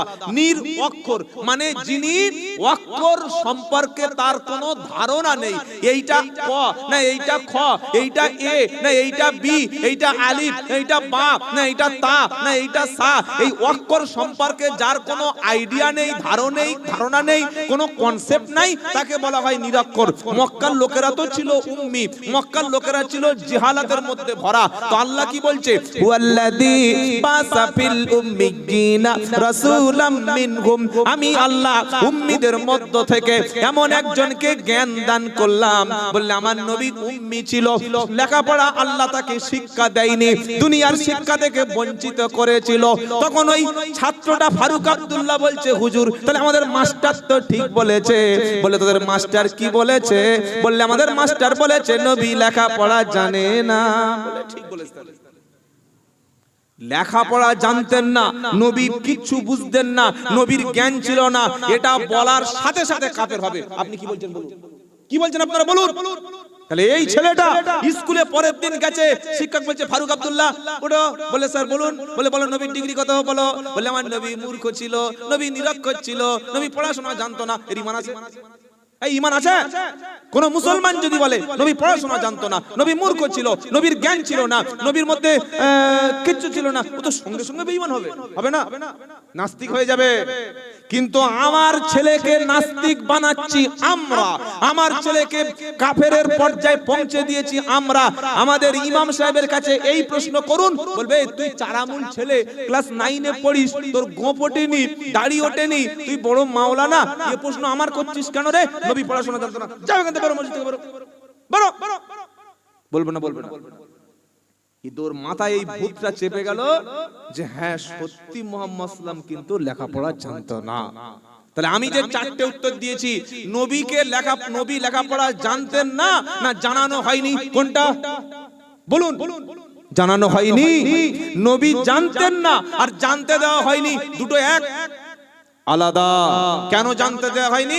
উত্তর দিয়েছি, আর নতুন করে রিপিট করার দরকার নাই। কি উত্তর পেয়েছেন না পাননি? এটা মাথায় রেখে দেবেন। এই রকম রাসূলে কারীম সাল্লাল্লাহু আলাইহি সাল্লামকে পৃথিবীর সবচাইতে সেরা জ্ঞান, আল্লাহ প্রদত্ত জ্ঞান তার রাসূলকে দিয়েছেন। জোরে বলুন, জোরে বলবেন না? দিয়ে আল্লাহ কি বলছেন, ওয়া মা উতিতুম মিনাল ইলমি ইল্লা কলিলা। 15 নম্বর পারা, 9 নম্বর পৃষ্ঠা, 10 নম্বর লাইনের 86 নম্বর আয়াত সূরা বানী ইসরাঈল। আল্লাহর নবীকে প্রশ্ন করা হলো, ইয়াসআলুনাকা আনির রূহু, ও নবী তোমাকে রূহ সম্পর্কে, আত্মা সম্পর্কে প্রশ্ন করা হয়। নবীজি কিছু বলছেন না, কারণ আমার নবী নিজের থেকে বানিয়ে কোনো কথা বলতেন না, বললেই তো ভুল হতে পারে। নবী যা কথা বলবেন কার? সকলে বলুন। আল্লাহর কথা নবী বলতেন। একটা হচ্ছে ওহিয়ে মাতলু, আর একটা হচ্ছে ওহিয়ে গায়র মাতলু। একটা হচ্ছে কোরআন আর একটা হলো হাদিস। কোরআন ডাইরেক্ট আল্লাহর বাণী, আর হাদিসটাও আল্লাহর কথা, তবে ওটা নবীর নিজের মতো করে বলেছেন। তার নাম কি? হাদিস। বলুন সুবহানাল্লাহ। আল্লাহ পাক শোনাচ্ছে, নবীকে প্রশ্ন করা হলো, ও নবী রূহটা কি বলো, আত্মাটা কি বলো, আমাদের মধ্যে যে রূহ ওটা কোথায় থাকে, কোথায় যায় বলো। কোরআন শোনাচ্ছে, নবী বলো, কুলির রূহু মিন আমরি রাব্বি ওয়া মা উতিতুম মিনাল ইলমি। শুনুন ভালো করে, কি এখানে শব্দটা কি? ইলমি ইল্লা কলিলা। ও নবী তোমাকে আত্মা সম্পর্কে, রূহ সম্পর্কে প্রশ্ন করা হয়, নবী তুমি বলো, উতিতুম মিনাল ইলমি ইল্লা কলিলা। এটা সুপারলেটিভ ডিগ্রি। আল্লাহ বলছেন, নবী আমি তোমাদেরকে, রূহটা হচ্ছে আমার আদেশ, আমার আদেশে রূহটা ফিরে আসে, আর আমি আল্লাহ পৃথিবীর সমস্ত মানুষদেরকে সামান্যতম, কটা বললাম? সামান্যতর আর সামান্যতম, এটা সুপারলেটিভ ডিগ্রি। আল্লাহ বলছেন, ওয়ামা উতিতুম মিনাল ইলমি ইল্লা কলিলা। ও নবী আমি পৃথিবীর মানুষদেরকে সামান্যতম জ্ঞান দিয়েছি। তাহলে জ্ঞান না বুদ্ধি কোনটা? জ্ঞান। আর রাসূলকে বানিয়েছি সবচেয়ে বড় জ্ঞানী। সুবহানাল্লাহ বলেন। 1400 বছর আগে যেটা রাসূল বলে গেছে, আজকের কোটি কোটি টাকা বিজ্ঞান গবেষণা করে দেখছে সব ঠিক। কি রকম? আল্লাহর নবী সাল্লাল্লাহু আলাইহি ওয়াসাল্লাম আমাদের মুসলমান ছেলেদেরকে খালি একটা জিনিস শুনে নেন, যদিও বিষয়টা আমার আজকের বলার উদ্দেশ্যটা নয়। নবীজি সাল্লাল্লাহু আলাইহি ওয়াসাল্লাম বলেছেন তোমরা বাচ্চাদের ছেলেদেরকে খাতনা দেবে, মুসলমানি করাবে, তাই তো বাবা? কিছু কিছু লোক বলছে মুসলমানরা হচ্ছে কাটোয়া, কাটা কাটা জাতি, বলছে না? এই সেদিন এই আমাদের এই বনগাঁ যে ওয়াসিম সরকার আছে গো, হরিণঘাটার, ও তো কোরআন নিয়ে যা বলেছে সে উত্তর আমি দিয়ে দিয়েছি, সেসব বক্তব্য আছে নেটে, আমি আর ওটা পুনরাবৃত্তি করছি না। কি বলছে? বললে আল্লাহ যদি মুসলমানদেরকে মুসলমান করবে তো আল্লাহ তাআলা তো জন্মের আগে কেটে বার করতে পারতো, ও জন্মের পরে কাটবে কেন? প্রশ্নটা কি করছে? মুসলমানি দেওয়াটা যদি সত্যি সঠিক হবে তো আল্লাহ যখন জন্ম দেয় তখন তো মাথা কেটে দিতে পারতো, তখন তো লিঙ্গের অগ্রভাগের চামড়াটা প্রথমেই তুলে দিতে পারতো, তো দুনিয়ায় এসে কাটাবে কেন? কি বলছি শুনছেন আপনারা? হ্যাঁ, এটা নাস্তিক কাফেরের প্রশ্ন। কি উত্তর দেবে? উত্তর অনেক আছে। আমরা যখন পৃথিবীতে আসি আমাদের হাতে নখ ছিল, নখ মানে নখগুলো বড় বড় হয়, কি হওয়ার পরে নখ কাটতে হয়। তাহলে নখটা কাটছো কেন? নখটা কাটছো কেন? এটা হচ্ছে হার্মফুল, ক্ষতিকারক। নখের মধ্যে জীবাণু, ব্যাকটেরিয়া, ছত্রাক, ময়লা, আবর্জনা, জার্ম, বিভিন্ন জীবাণু নখের মধ্যে থাকবে, ওটা খাবে, ওটা পেটে যাবে, ওটা অস্বাস্থ্যকর। আপনারা কি বলছেন? নখ কাটো। আমরা মুসলমানরা গোঁফ ছোট করি। গোঁফ কি করি? হ্যাঁ, ছোট করি। কেন করি? আমাদের কার্বন ডাই অক্সাইড নাক থেকে যখন বার হয়, জীবাণু, দূষিত পদার্থ, বাতাসের বিভিন্ন ধূলিকণা, নোংরাগুলি আমাদের এই গোঁফের চুলের মধ্যে থাকতে পারে। আমি যখন পানি খাবো, চা খাবো, দুধ খাবো, কফি খাবো, কোল্ড ড্রিঙ্কস খাবো, ডাব খাবো, কোন তরল পদার্থ যখন আমি পান করব, ওইটা আমার শরীরের মধ্যে গেলে ভালো না খারাপ? এজন্য ইসলাম বলছে গোঁফ ছোট করো। তাহলে আল্লাহ তো জন্মের পরে প্রথমেই তো গোঁফ দিয়ে দিতে পারতেন, তাহলে গোঁফ দিলেন না কেন? আল্লাহটা সিস্টেম আছে। আমরা মুসলমানি কেন দিই? খালি একটা পয়েন্ট শুনে রাখেন, বিশ্বের বড় বড় ডাক্তাররা গবেষণা করে দেখেছে ইসলাম যে খাতনার ব্যবস্থা করেছে, খাতনা লিঙ্গের অগ্রভাগে যে চামড়া অবশিষ্ট থাকে এটা কেটে দিলে কারোর আর কোন রকমের অ্যালার্জি, একজিমা, ডিজিজ মানে স্কিন ডিজিজ, চামড়ার যত রকমের রোগ আছে, এই মোচনমানি দেওয়ার পরে লিঙ্গের চামড়ার অগ্রভাগে কোন চামড়া জনিত রোগের কোন সমস্যা হবে না। যাদের মোচনমানি সবার আমাদের মোটামুটি কম বেশি হয়েছে তো একবার নাকি? সুবহানাল্লাহ জোরে বলুন, জোরে বলুন। নাম্বার 2, লিঙ্গের অগ্রভাগে বর্তমান যে রোগটা হচ্ছে সেটা হচ্ছে ক্যান্সার, পেনিস ক্যান্সার। কি ক্যান্সার বললাম? Penis cancer. মেয়েদের যে রোগটা হচ্ছে ব্রেস্ট ক্যান্সার, ছেলেদের যে রোগটা হচ্ছে বেশি এটা হচ্ছে পেনিস ক্যান্সার। ব্রেস্ট ক্যান্সার মেয়েদের আর পেনিস ক্যান্সার ছেলেদের। যারা বেশ্যাখানায় যায়, যারা একাধিক নারীর কাছে গমন করে, যারা অবৈধ মিলন করে, আল্লাহ তাদেরকে এই ক্যান্সার দিয়ে দেয়, এই সিফিলিস দিয়ে দেয়, এই গনোরিয়া দিয়ে দেয়, এই এইডস রোগ দিয়ে দেয়। গনোরিয়া, সিফিলিস, এইডস এইগুলো হচ্ছে যৌন বাহিত রোগ।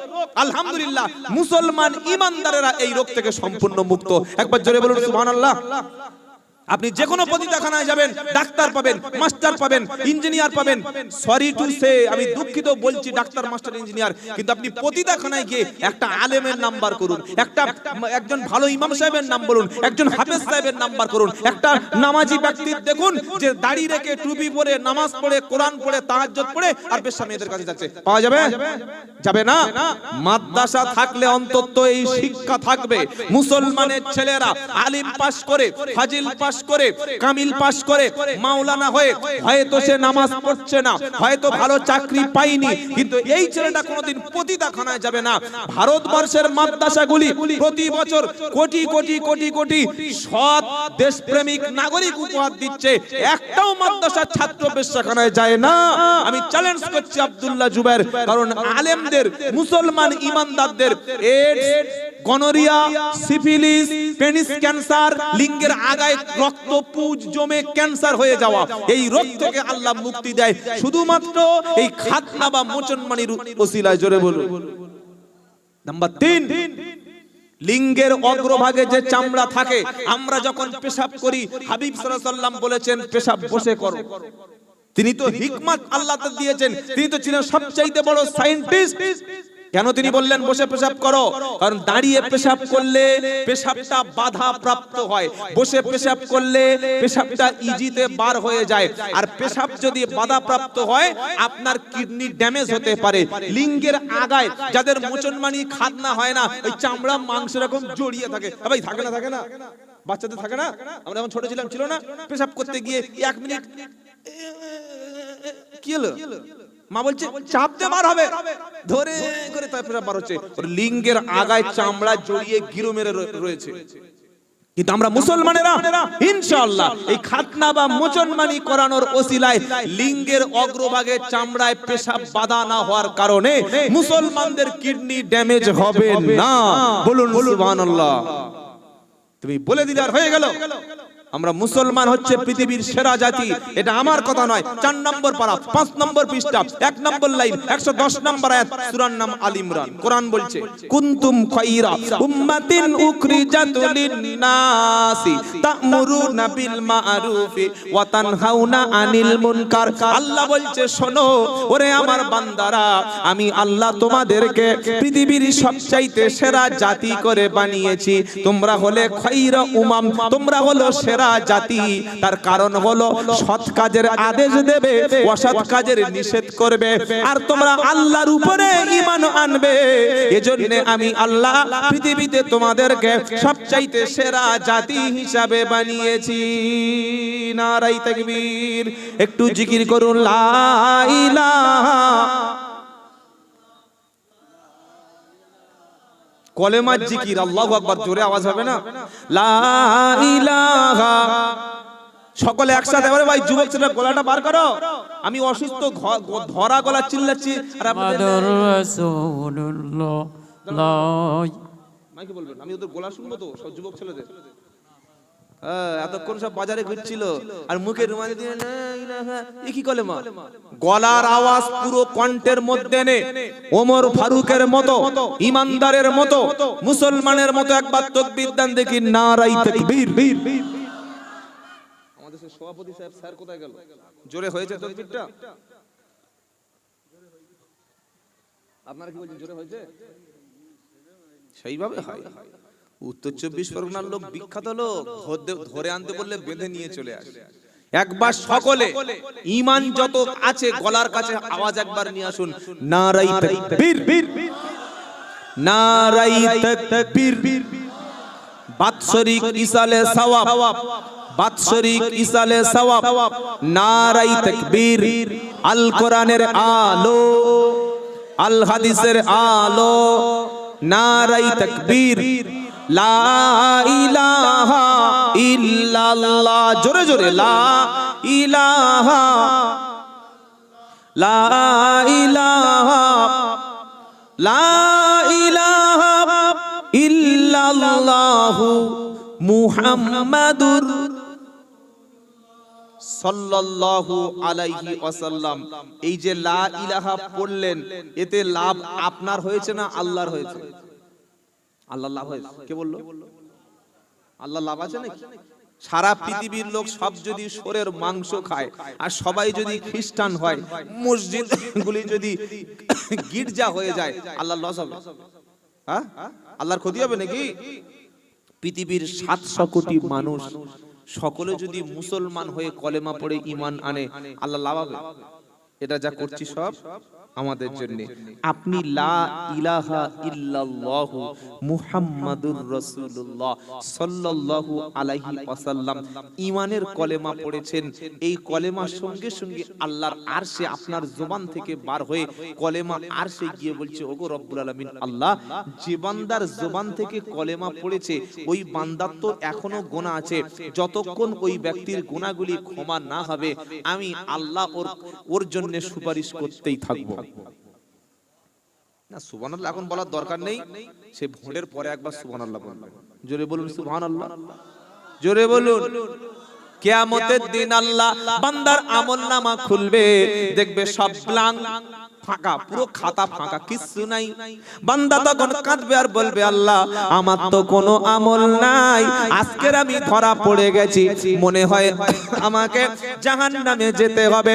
আমার আল্লাহ বলবে না, ওরে বান্দা তোর এমন একটা আমল আমার কাছে গোপন আছে, এমন একটা সিক্রেট আমল আছে যে আমলটা তুমি জানতে না। বললে আল্লাহ সে আবার কি আমল, আমার তো মনে পড়ে না। আল্লাহ ওই আমল নামার খাতার শেষ অংশে একটা কলেমা দেখাবে। দেখো তুমি দুনিয়ার মজলিসে বসে, দুনিয়ায় রাস্তায় চলতে চলতে, দুনিয়ায় হাঁটতে হাঁটতে, দুনিয়ায় ঘুরতে ঘুরতে কোন এক সময় পড়েছিলে লা ইলাহা ইল্লাল্লাহ মুহাম্মাদুর রাসূলুল্লাহ সাল্লাল্লাহু আলাইহি সাল্লাম, ওই কলেমাটা আমি আল্লাহ সংরক্ষণ করে খাতায় তোমার আমলনামায় আমি কিরামান এবং কাতিবিন অর্থাৎ সম্মানিত লেখকদের লিখে রেখে দিতে বলেছি। আজকে তোমার কোনো আমল নাই, কিন্তু কলেমাটা তোমার আমলনামায় আছে। এই কলেমার পাওয়ার এত বেশি, ওই কলেমাটা খাতায় যখন চাপিয়ে দিলাম, মিজানের পাল্লা আমি আল্লাহ তখন ভারী করে দিলাম। এমনি এমনি আমার ঘাড়ে ভূত চেপেছে আপনাদের কলেমা পড়াবো বক্তব্য বন্ধ করে দিয়ে। বাবাজিরা আল্লাহ ভাইরা বলছে কি লাভ জলসা দিয়ে, আরে জীবনে তো কোনোদিন কলেমা মুখে উচ্চারণ হয় না, এখানে তো বসে কলেমা তো পড়লো কি ভাই, তাই না? জীবনে কোনোদিন তো সুবহানাল্লাহ বলে না, চাকা থেকে থেকে সুবহানাল্লাহ বলে, বলুন ক্যারাম বোর্ড খেলছে, খেলতে খেলতে নারায়ে তাকবীর লোক বলে, বলে না? বাজারে বসে আছে লা ইলাহা ইল্লাল্লাহ বলে, ও বলবে না। কখন বলবে? যখন ছেলেদের হাতে ক্যালারি খেয়ে ভিক্ষার ব্যাগ হাতে আসবে আর পাড়ায় পাড়ায় মাথায় টুপি দিয়ে ঘুরবে আর বলবে লা ইলাহা ইল্লাল্লাহ। আল্লাহ বলছে এইবার কলেমা, এইবার কলেমার মহব্বত জেগে উঠেছে। এ বাড়িতে বার হয় ও বাড়ি লা ইলাহা ইল্লাল্লাহ মাগো দুটো ভিক্ষা দেবে, ওর বাড়ি ঢুকছে লা ইলাহা ইল্লাল্লাহ মাগো দুটো ভিক্ষা দেবে। কলেমা বলছে এইবার ঠিক লাইনে এসেছে, মাল এবার লাইনে এসেছে। কি বুঝলেন? হ্যাঁ, এতদিন পরে বুড়ো বয়সে ছেলেদের হাতে কেলানি খেয়ে এইবার লাইন এসে লা ইলাহা ইল্লাল্লাহ। ওরে মুসলমানের ছেলে, কলেমাকে সাথী বানাও, ঈমানকে সাথী বানিয়ে নাও। আমার আল্লাহ তোমাদের হাতে ঈমানের পতাকা তুলে দিয়েছে, নবী কলেমার পতাকা তুলে দিয়েছে। তোমার হাতে আজকের রাজনৈতিক দলের ঝান্ডা, তোমার হাতে আজকের কাফের মুরতাদদের তৈরি ঝান্ডা, তোমার হাতে আজকের বেদিনদের তৈরি ঝান্ডা। তুমি ঈমান এনেছো, তুমি কলেমা পড়েছো, তুমি মুসলমান হয়েছো, তোমার হাতে একটাই ঝান্ডা থাকবে, ওটা লা ইলাহা ইল্লাল্লাহ। আর আল্লাহর নবী বলে মান ক্বালা লা ইলাহা ইল্লাল্লাহ ফাদাখালাল জান্নাহ, যার জীবনের শেষ কথা হবে লা ইলাহা ইল্লাল্লাহ, ওর ঠিকানা হলো আল্লাহর জান্নাত। আবু তালেব নাম শুনেছেন, বাড়ি কোথায়? বসিরহাটে, তাই নাকি? কোথায়? আল্লাহর নবীর একদম এত নিয়ারেস্ট, এত ক্লোজ, এত রিলেটেড। আবু তালেবের চাইতে বেশি ভালোবাসা পৃথিবীতে কোন ব্যক্তি মুহাম্মদ সাল্লামকে কোন কালেই বাসতে পারবে না, কোনদিন সম্ভব না। সারা জীবন নবী সাল্লাল্লাহু আলাইহি সাল্লামকে খাইয়েছে, কোলের কাছে রেখেছে। কেউ মারতে আসলে পিঠ পেতে দিয়েছে। কি নাম? আবু তালেব, নবীর নিজের চাচা। আমরা অনেকে বলি নবীর চাচা আবু জেহেল, আসরতা বলছে সুবহানাল্লাহ, আবু জেহেল সুবহানাল্লাহ। কি বলে না? কোথায় সুবহানাল্লাহ বলতে হয় জ্ঞান নাই। নবীর চাচা আবু জেহেল সুবহানাল্লাহ। গলা সব রকম পারি ভাই, লোকের ঠকাবো না বলে টান সব জায়গায় দিতে চাই না। আচ্ছা সত্যি করে বলুন তো, আপনার গ্রামে বয়স্ক লোক আছে, আমাদের গ্রামে বয়স্ক লোকরা আমরা কি বলি? চাচা বলি না? ও চাচা ভালো আছো বলি না? বলি না? আরে বলছেন না কেন? ঠিক আবু জাহেল হলো মুহাম্মদ সাল্লামের গ্রাম সম্পর্কিত ডাক নামের চাচা। অরিজিনাল আব্দুল্লাহর ভাই, আবু লাহাবের ভাই বা আব্দুল মুত্তালিবের ছেলে আবু জাহাল ছিল না। এই বক্তাদের মুখে মুখে এটা চলে এসেছে, আমির চাচা আবু জাহেল নবীর চাচা। দেখেছো কোন তোমার কাছে নসব নাম আছে? তাহলে দিস। আরেকটা কি বলে বলবো? আরেকটা বলবো, আরেকটা ভুল বলবো কি? আল্লাহর নবীর কলিজার টুকরা নয়নের পুতুলি হযরতে মা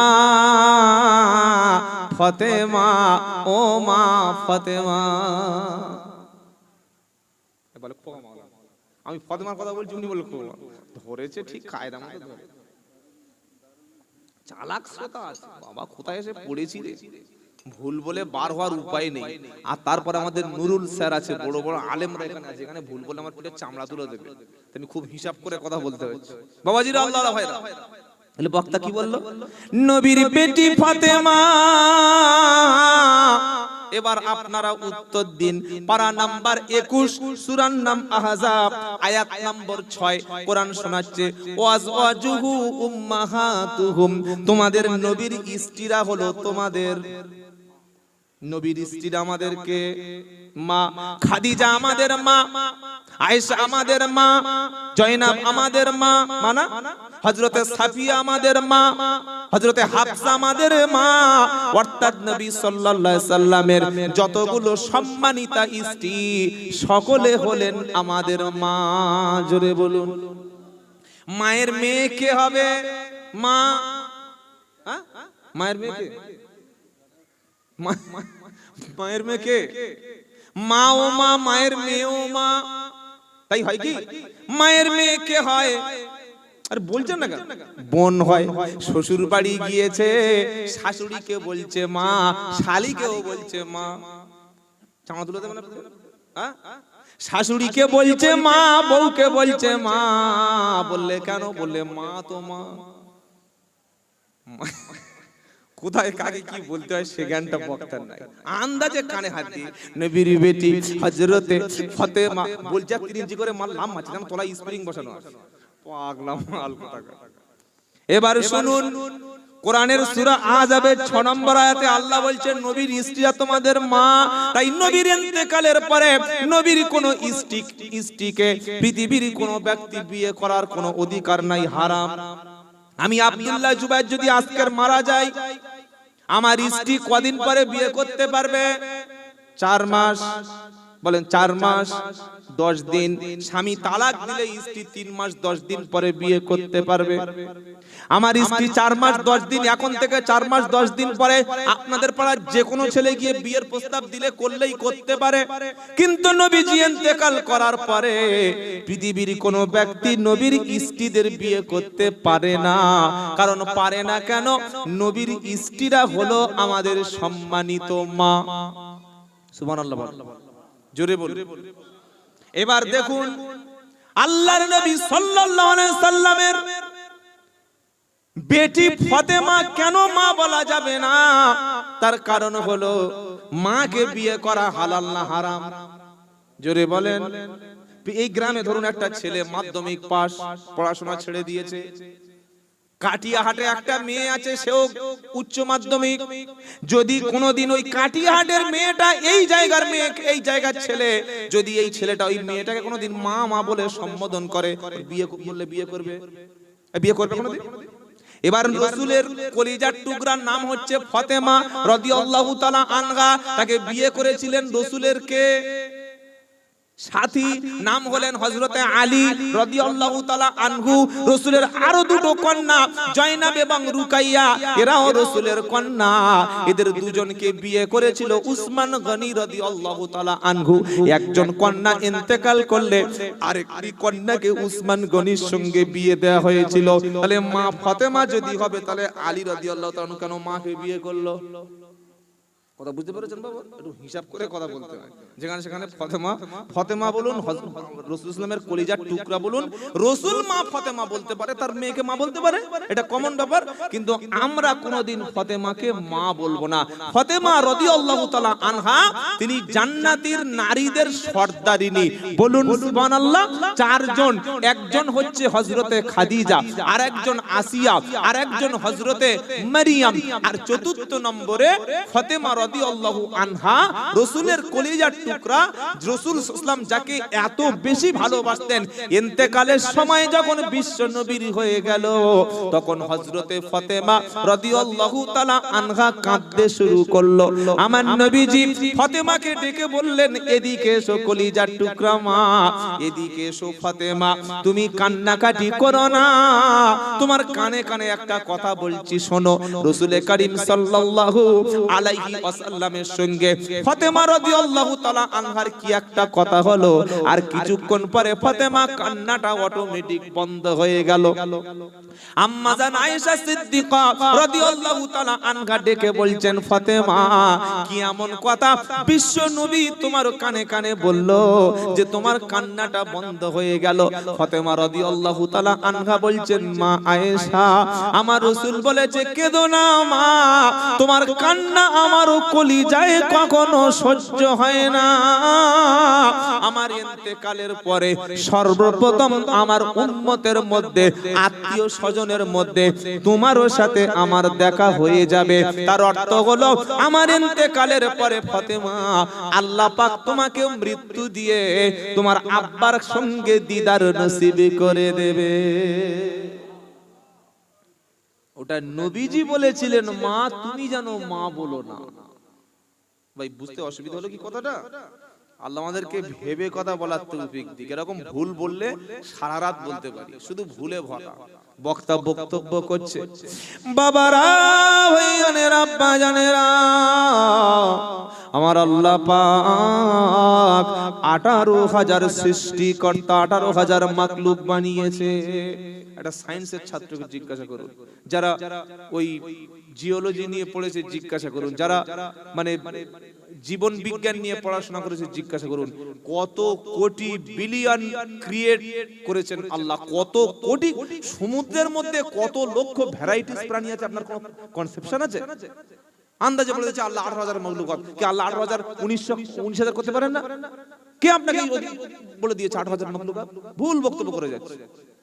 আর শ্রোতারা বলছে সুবহানাল্লাহ সুবহানাল্লাহ। যোগ্য সভাপতি স্টেজে আছে, সেখানে ভুল বক্তব্য করে যাচ্ছে। কথা শুনুন, এজন্য যখন কোন বক্তাকে দাওয়াত করবেন, আলেমকে দাওয়াত করবেন, আগে দেখবেন আলেম কিনা, পড়াশোনা জানে কিনা, সুর আছে, টোন আছে, কাঁদতে পারে। বাপ পীর, ছেলে পীর, বাপের জামা পরে ছেলে চলে এসেছে, বলছে আমি পীর। আরে পীর হওয়ার জন্য তাকওয়া লাগবে, পরেজগার লাগবে, ইলম লাগবে, সবর লাগবে, তাহাজ্জুদ লাগবে, আমল লাগবে, হালাল হারাম লাগবে, জায়েজ নাজায়েজ লাগবে, শিরক বিদআত জানতে হবে, তবে তুমি পীর। আপনারা কি বলছেন বলুন? আরে কথা বলছেন না কেন? পীর হাক্কানি তাদের আমরা সব সময় সম্মান করি, তাদের সোহবতে থাকি। আল্লাহ নিজেই বলেছেন ওয়াকুনু মাআস সাদিকিন, 11 নম্বর পারা 5 নম্বর পৃষ্ঠা 5 নম্বর লাইনের 119 নম্বর আয়াত সূরা তাওবা। ওই বান্দারেরা, সত্যবাদী সলেহিন নেককার ব্যক্তির কাছে বসো।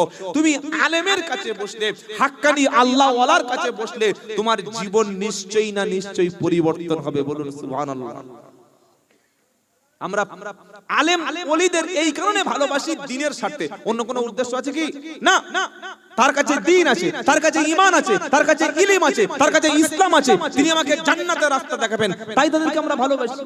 কই আমরা মদখোরকে তো কাছে গিয়ে বসি না, সুদখোরের কাছে বসি না, জিনাখোরের কাছে বসি না, গাঁজাখোরের কাছে বসি না, মিথ্যাবাদীর কাছে বসি না। কেন বসি না? ও আমাকে জাহান্নামে নিয়ে যাবে। আমরা তার কাছে বসি যে আমাকে পথ দেখিয়ে জান্নাতে নিয়ে যাবে। তো তিনি নিজেই যদি আলেম না হয়, কি করে আপনাকে পথ দেখাবে? পীর হতে গেলে প্রথম শর্ত হচ্ছে তাকে আলেম হতে হবে। বসিরহাট হুজুরের কিতাবটা পড়ে দেখো, গাড়ির সামনে লিখে রেখেছে ঢালাও ভাবে পীর। আমি বলি বলে এই শালাকে দাওয়াত করবে, আমাকে বলছে বলে শালাকে দাওয়াত করবে, এরকম ভাষা বলছে। করবে না, কোনো বয়ে গেল। যেটা সত্য সেটা আমি বলবো না। গাড়ির সামনে তুমি পীর লাগবে, আমরা মেনে নেবো। তাই পীর ছিলেন বড় পীর আব্দুল কাদের জিলানী, খাজা মঈনুদ্দিন চিশতি রাহমাতুল্লাহ, মুজাদ্দিদ আল-ফাসানি রাহমাতুল্লাহ, শাইখুল হিন্দ রাহমাতুল্লাহ, মাওলানা আশরাফ আলী থানভী রাহমাতুল্লাহ, মাওলানা কাসেম নানুতবী রাহমাতুল্লাহ, মাওলানা জাকারিয়া রাহমাতুল্লাহ, ফুরপুরার মুজাদ্দিদ আবু বকর সিদ্দিক রাহমাতুল্লাহ, পীর ছিলেন বসিরহাট আল্লামা রুহুল আমিন রাহমাতুল্লাহ, সুফি ফাতে আলী ওয়াইসি হুজুর রাহমাতুল্লাহ, আজান গাজী রাহমাতুল্লাহ। তাদেরকে আমরা শ্রদ্ধা করি। তুমি গাড়ির সামনে লিখে রাখলে আমি মেনে নেব কি? ভাই কথাটা শুনে আপনারা রাগ করছেন নাকি? রাগ করলেও কোনো যায় আসে না। কত জায়গায় টাকাই দেয়নি, সব বলেছি। টাকাই দেয়, যায় আসে না। সকলে বলুন আমরা আজ থেকে আমাদের জীবনের ভুলগুলো সংশোধন করে আমরা ঈমানের ইসলামের উপরে চলবো, বলুন ইনশাআল্লাহ। প্রথমে কি শুনিয়েছিলাম? ইসলামের উপরে থাকলে আপনার বিপদ বেশি হবে। আসুক না যত বাধা, যত ঝড় সাইক্লোন, রাসূলের পথে মোরা চলবো। যুবকেরা ইনশাআল্লাহ বলো, জোরে বলো। আসুক না যত বাধা, যত ঝড় সাইক্লোন, রাসূলের পথে মোরা চলবো। এ জীবন বাজি রেখে বাংলার জমিনে মোরা ইসলামের সাথে থাকবো। নারাই তাকবীর, নারাই তাকবীর। আসুক না যত বাধা, যত ঝড় সাইক্লোন, রাসূলের পথে মোরা চলবো।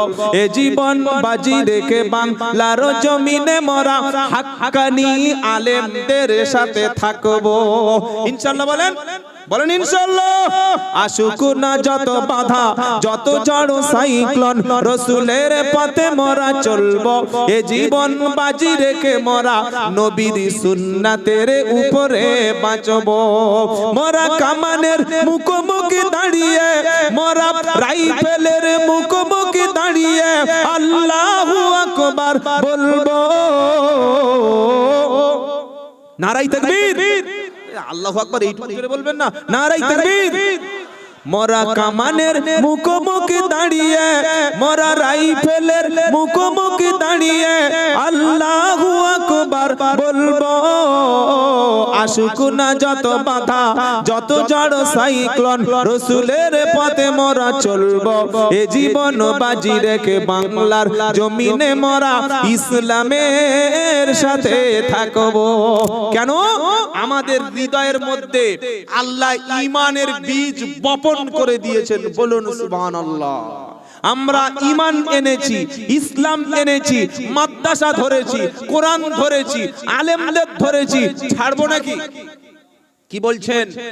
আপনাকে এই দেশের ডি ভোটার, ডাউটফুল ভোটার বানানোর জন্য এসআইআর এর যে সিস্টেমটা বিশ্বের মধ্যে এত বড় ভুয়া কাজ, এত বড় অনৈতিক অগণতান্ত্রিক পদ্ধতিতে পশ্চিম বাংলায় যে এসআইআর হচ্ছে, সম্পূর্ণ বিশাল একটা মুসলিম পপুলেশনকে ডাউটফুল ভোটার করে, নাগরিকত্বহীন করে, ডিটেনশন ক্যাম্পে রেখে আমাদেরকে দেশ ছাড়া করার জন্য তারা চেষ্টা করছে। আপনারা কি বলছেন বলুন? বলছে হুজুর কাগজ জমা দিচ্ছে। আরে কাগজ জমা দিয়ে তুই কি করবি রে ভাই? রবীন্দ্রনাথ ঠাকুরের ভাগ্য ভালো, তিনি এখনো বেঁচে নাই। অমর্ত্য সেন আমাদের দেশের সম্পদ, নোবেল বিজয়ী, তাকে এসআইআর এর হেয়ারিং এ ডেকেছে। নেতাজি সুভাষচন্দ্র বোস স্বাধীনতা সংগ্রামী, আজাদ হিন্দ ফৌজ গঠন করেছিল, তার নাতিকে ছাড়েনি। আর আপনি কত বড় হরিদাস পাল যে আপনার ডাকবেন আর আপনি কাগজ দিয়ে বেঁচে যাবেন? বলছে তোরা ছয় ভাই, বলছে না? আমাদের মোদি, নরেন্দ্র মোদি সাহেব প্রাইম মিনিস্টার অফ ইন্ডিয়া, তারা তো ছয় ভাই বোন, লাইনে তাকে দাঁড়াতে হলো না কেন? বলুন উত্তর দিন। যোগী আদিত্যনাথ পাঁচ ভাই বোন, কেন তারা লাইনে দাঁড়ালো না? আর বেশি ভাই বোন হলে সে ভারতের নাগরিক না? নাম বলে দিচ্ছি, খুব কথাগুলি আমি পড়াশোনা করে গবেষণা করে আপনাকে বলছি। এই ভারতবর্ষের সংবিধান প্রণেতা ডক্টর বি.আর. আম্বেদকর, যাকে বলা হয় বাবা আম্বেদকর সাহেব, নাম শুনেছেন? বি.আর. আম্বেদকর, তারা ছিলেন 14 ভাই বোন। খালি মুসলমানরা 8টা 10টা করে বিয়ে করে আর 24টা করে বাচ্চা দেয়। কে বলেছে এই মিথ্যা কথাবার্তা? Doctor B.R.. আম্বেদকর ভারতবর্ষের স্বাধীনতার, আমাদের দেশের সংবিধান প্রণেতা। কত ভাই বোন ছিল? 14। বিশ্বকবি রবীন্দ্রনাথ ঠাকুর মহাশয়, তারা ছিল কত ভাই বোন? 14। নেতাজি সুভাষচন্দ্র বোস কত ভাই বোন ছিল? 14। বঙ্কিমচন্দ্র চট্টোপাধ্যায় সাহিত্য সম্রাট, কত ভাই বোন ছিল? 10 ভাই বোন। শ্রীকৃষ্ণ পরমহংসদেব কত ভাই বোন ছিল? 7 ভাই বোন। কি বলছেন আপনি বলুন? আর যত দোষ সব মোল্লাদের। আমরা সব চালাকি বুঝি, চালাকি বুঝি। তাই ঈমান মজবুত করুন, ঈমান মজবুত করুন। কাগজ জমা দিচ্ছি, আগামীতে আরো ডকুমেন্টস দেব, কারণ আমরা বাংলাদেশী নই। কি আমরা বাংলাদেশী নাকি? এদেশে রক্ত আমার আছে, সেই শহীদ তিতুমিরের লাল কেল্লা, আপনাদের উত্তর 24 পরগনার বাঁশের কেল্লা তিতুমিরের এখনো তার কবর আছে শহীদ তিতুমির রহমতুল্লাহ আলাইহি। কি বলছেন বলুন? এখন কাগজ জমা দিচ্ছি, পরিষ্কার কথা, স্টেট কার্ড কথা, কোনো লুকোচুরির কথা বলছি না, এতে আমার জেল হবে। এখন কাগজ জমা দিচ্ছি, কাগজ তৈরি হয় কি দিয়ে বলুন? বাঁশ, বাঁশের উপাদান থেকে কাগজ তৈরি হয়। এদেশের নাগরিক, তাই কাগজ জমা দিচ্ছি। কাগজ জমা দেওয়ার পরে যদি লক্ষ লক্ষ কোটি কোটি গণহারে সংখ্যালঘু মুসলমানদেরকে ব্যাপকভাবে সমস্ত নথি থাকার পরে বাদ দেওয়া হয়, তখন কাগজে আর কাজ হবে না। কাগজ তৈরির উপাদান শহীদ তিতুমিরের বাঁশ নিয়ে তখন রাস্তা আমাদের গণতান্ত্রিক পদ্ধতিতে নামতে হবে। আপনারা কি বলছেন বলুন? তৈরি থাকুন, তৈরি থাকুন। এই দেশকে স্বাধীন করেছিলাম আমরা। তোমরা মাদ্রাসায় এসে জঙ্গি খুঁজছো না। মাদ্রাসায় জঙ্গি তৈরি হয়, মাদ্রাসায় সন্ত্রাসী তৈরি হয়, মাদ্রাসায় দেশ বিরোধী তৈরি হয়। মাদ্রাসার ছাত্ররা কত ভদ্র। মাদ্রাসার ছাত্ররা ইউনিভার্সিটি যাদবপুরে চলে যান, ক্যালকাটা ইউনিভার্সিটি চলে যান, যত রকম ইউনিভার্সিটি আছে চলে যান, সেখানে গিয়ে পাবেন নিরোধ কন্ডম পাবেন, টয়লেটে মদের বোতল পাবেন, সিগারেটের খাম পাবেন। মাদ্রাসার একটা বাথরুম থেকে একটা বিড়ির ধোঁয়া বার করুন, বিড়ির একটা কোনা বার করুন, পাবেন না। ইউনিভার্সিটির ছাত্ররা শিক্ষক নাম্বার কম দিলে অবরোধ করে শিক্ষকের কান ধরিয়ে উঠবোস করানোর মতো সিস্টেম ইউনিভার্সিটির ক্যাম্পাসগুলোতে আমরা কলকাতা ইউনিভার্সিটি যাদবপুরে দেখেছি। আর মাদ্রাসার শিক্ষক যখন বাথরুমে ঢুকেছে, ও ছাত্ররা কাঁধে করে গামছা, লুঙ্গি, পাঞ্জাবি নিয়ে দাঁড়িয়ে আছে। ওস্তাদ বার হবে, এতটা সম্মান করে, আগে কাপড় তার হাতে দিয়ে দিচ্ছে। স্যার ক্লাসে ঢুকেছে, ছাত্ররা হুড়োহুড়ি করছে, স্যারের জুতাটা, শিক্ষক আলেমের জুতাটা, হুজুরের জুতাটা আমি ঘুরিয়ে দেব। এটা হচ্ছে আদব, ডিসিপ্লিন। স্যার দাঁড়িয়ে আছে, ছাত্ররা দাঁড়িয়ে আছে, স্যার যতক্ষণ না বসতে বলছে ছাত্ররা বসছে না। এটা মাদ্রাসার ডিসিপ্লিন। স্যারের সামনে মাথা নিচু করে বসে আছে, এটা হচ্ছে মাদ্রাসার ডিসিপ্লিন। স্যার যতক্ষণ পর্যন্ত খাওয়ার অনুমতি দিচ্ছে না, মাদ্রাসার ছাত্ররা খাচ্ছে না। এই ডিসিপ্লিন আমাদের ওস্তাদেরা, আলেমরা শিখিয়েছে।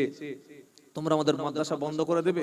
মুসলমানরা সরকারি ট্যাক্সের টাকায়, আমাদের জনগণের ট্যাক্সের টাকায় মাদ্রাসা চলে। বিশেষ করে খারেজি মাদ্রাসাগুলো তারা এখন টার্গেট বানিয়েছে। আমি আসামে দেখেছি, আসামে অনেকগুলো জেলা আমি সফর করেছি, সেখানে জমিয়তুল আমাদের দায়িত্বশীল ব্যক্তিরা বলেছে, হুজুর আপনারা পশ্চিম বাংলায় আর যাই হোক, হয়তো চাকরি হয়নি, হয়তো উন্নয়ন হয়নি, হয়তো সমস্যা হয়েছে, কিন্তু বর্তমান পশ্চিমবঙ্গের স্টেট সরকার যারা আছে, আপনারা এতটুকু নিরাপদে অন্তত আছেন যে মাদ্রাসার মসজিদে এখনো বুলডোজার চলছে না। আসামে গিয়ে দেখে আসুন, ত্রিপুরায় গিয়ে দেখে আসুন, উত্তরাখণ্ডে দেখে আসুন, ইউপি বিহারে দেখে আসুন, মাদ্রাসাগুলো কিভাবে বুলডোজার দিয়ে ভাঙা হচ্ছে। সম্রাট আওরঙ্গজেব রহমতুল্লাহ আলাইহি, তিনি কি ছিলেন বলুন? শুধু বাদশা? জানেন না তার সম্পর্কে? 50 বছর রাজত্ব করেছিলেন সম্রাট আওরঙ্গজেব রহমতুল্লাহ আলাইহি। তিনি ছিলেন একজন জিন্দা পীর, খাঁটি ওলি। তাহাজ্জুদের নামাজ কাজা ছিল না।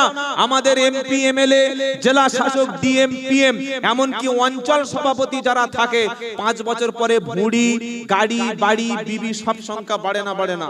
বাড়ে। আর সম্রাট আওরঙ্গজেব রহমতুল্লাহ আলাইহি 50 বছর ভারতবর্ষে অখণ্ড ভারতে রাজত্ব করেছে। রাজকোষ থেকে একটা টাকা নিতেন না, সারা রাত তাহাজ্জুদ পড়তেন, আর যখন সময় পেতেন কোরআন লিখতেন। আর হাতের নিজে মেশিনে নিজের হাতে সূচ দিয়ে টুপিগুলো সেলাই করে, টুপি সেলাই করা টাকা আর নিজের হাতে হ্যান্ডরাইটিং এর কোরআন লেখা টাকায় আওরঙ্গজেব রহমতুল্লাহ জিন্দা পীর তার সংসার চালাতেন। এই রকম ব্যক্তি ছিল ভারতবর্ষের একজন রাষ্ট্রনায়ক। জোরে বলুন সুবহানাল্লাহ। কিন্তু আজকের আমাদেরকে মাদ্রাসাগুলি আলেম ওলামা টুপি দাড়ি দেখলেই মনে হচ্ছে যেন পাকিস্তানি জঙ্গি, তালিবান বলা হচ্ছে। তাই খুব সাবধান, ঐক্য থাকুন, সংহতি, ভ্রাতৃত্ব, ভালোবাসা নষ্ট করবেন না। একই এলাকায় 6টা দল থাকবে কেন? একই মুসলিমদের মধ্যে মারামারি হবে কেন? আজকের বিশ্বের জমিনে আমি আমার কথা সংক্ষেপ করে আনছি, আর বক্তব্যের দিকে বেশি যাব না। মনে রাখবেন,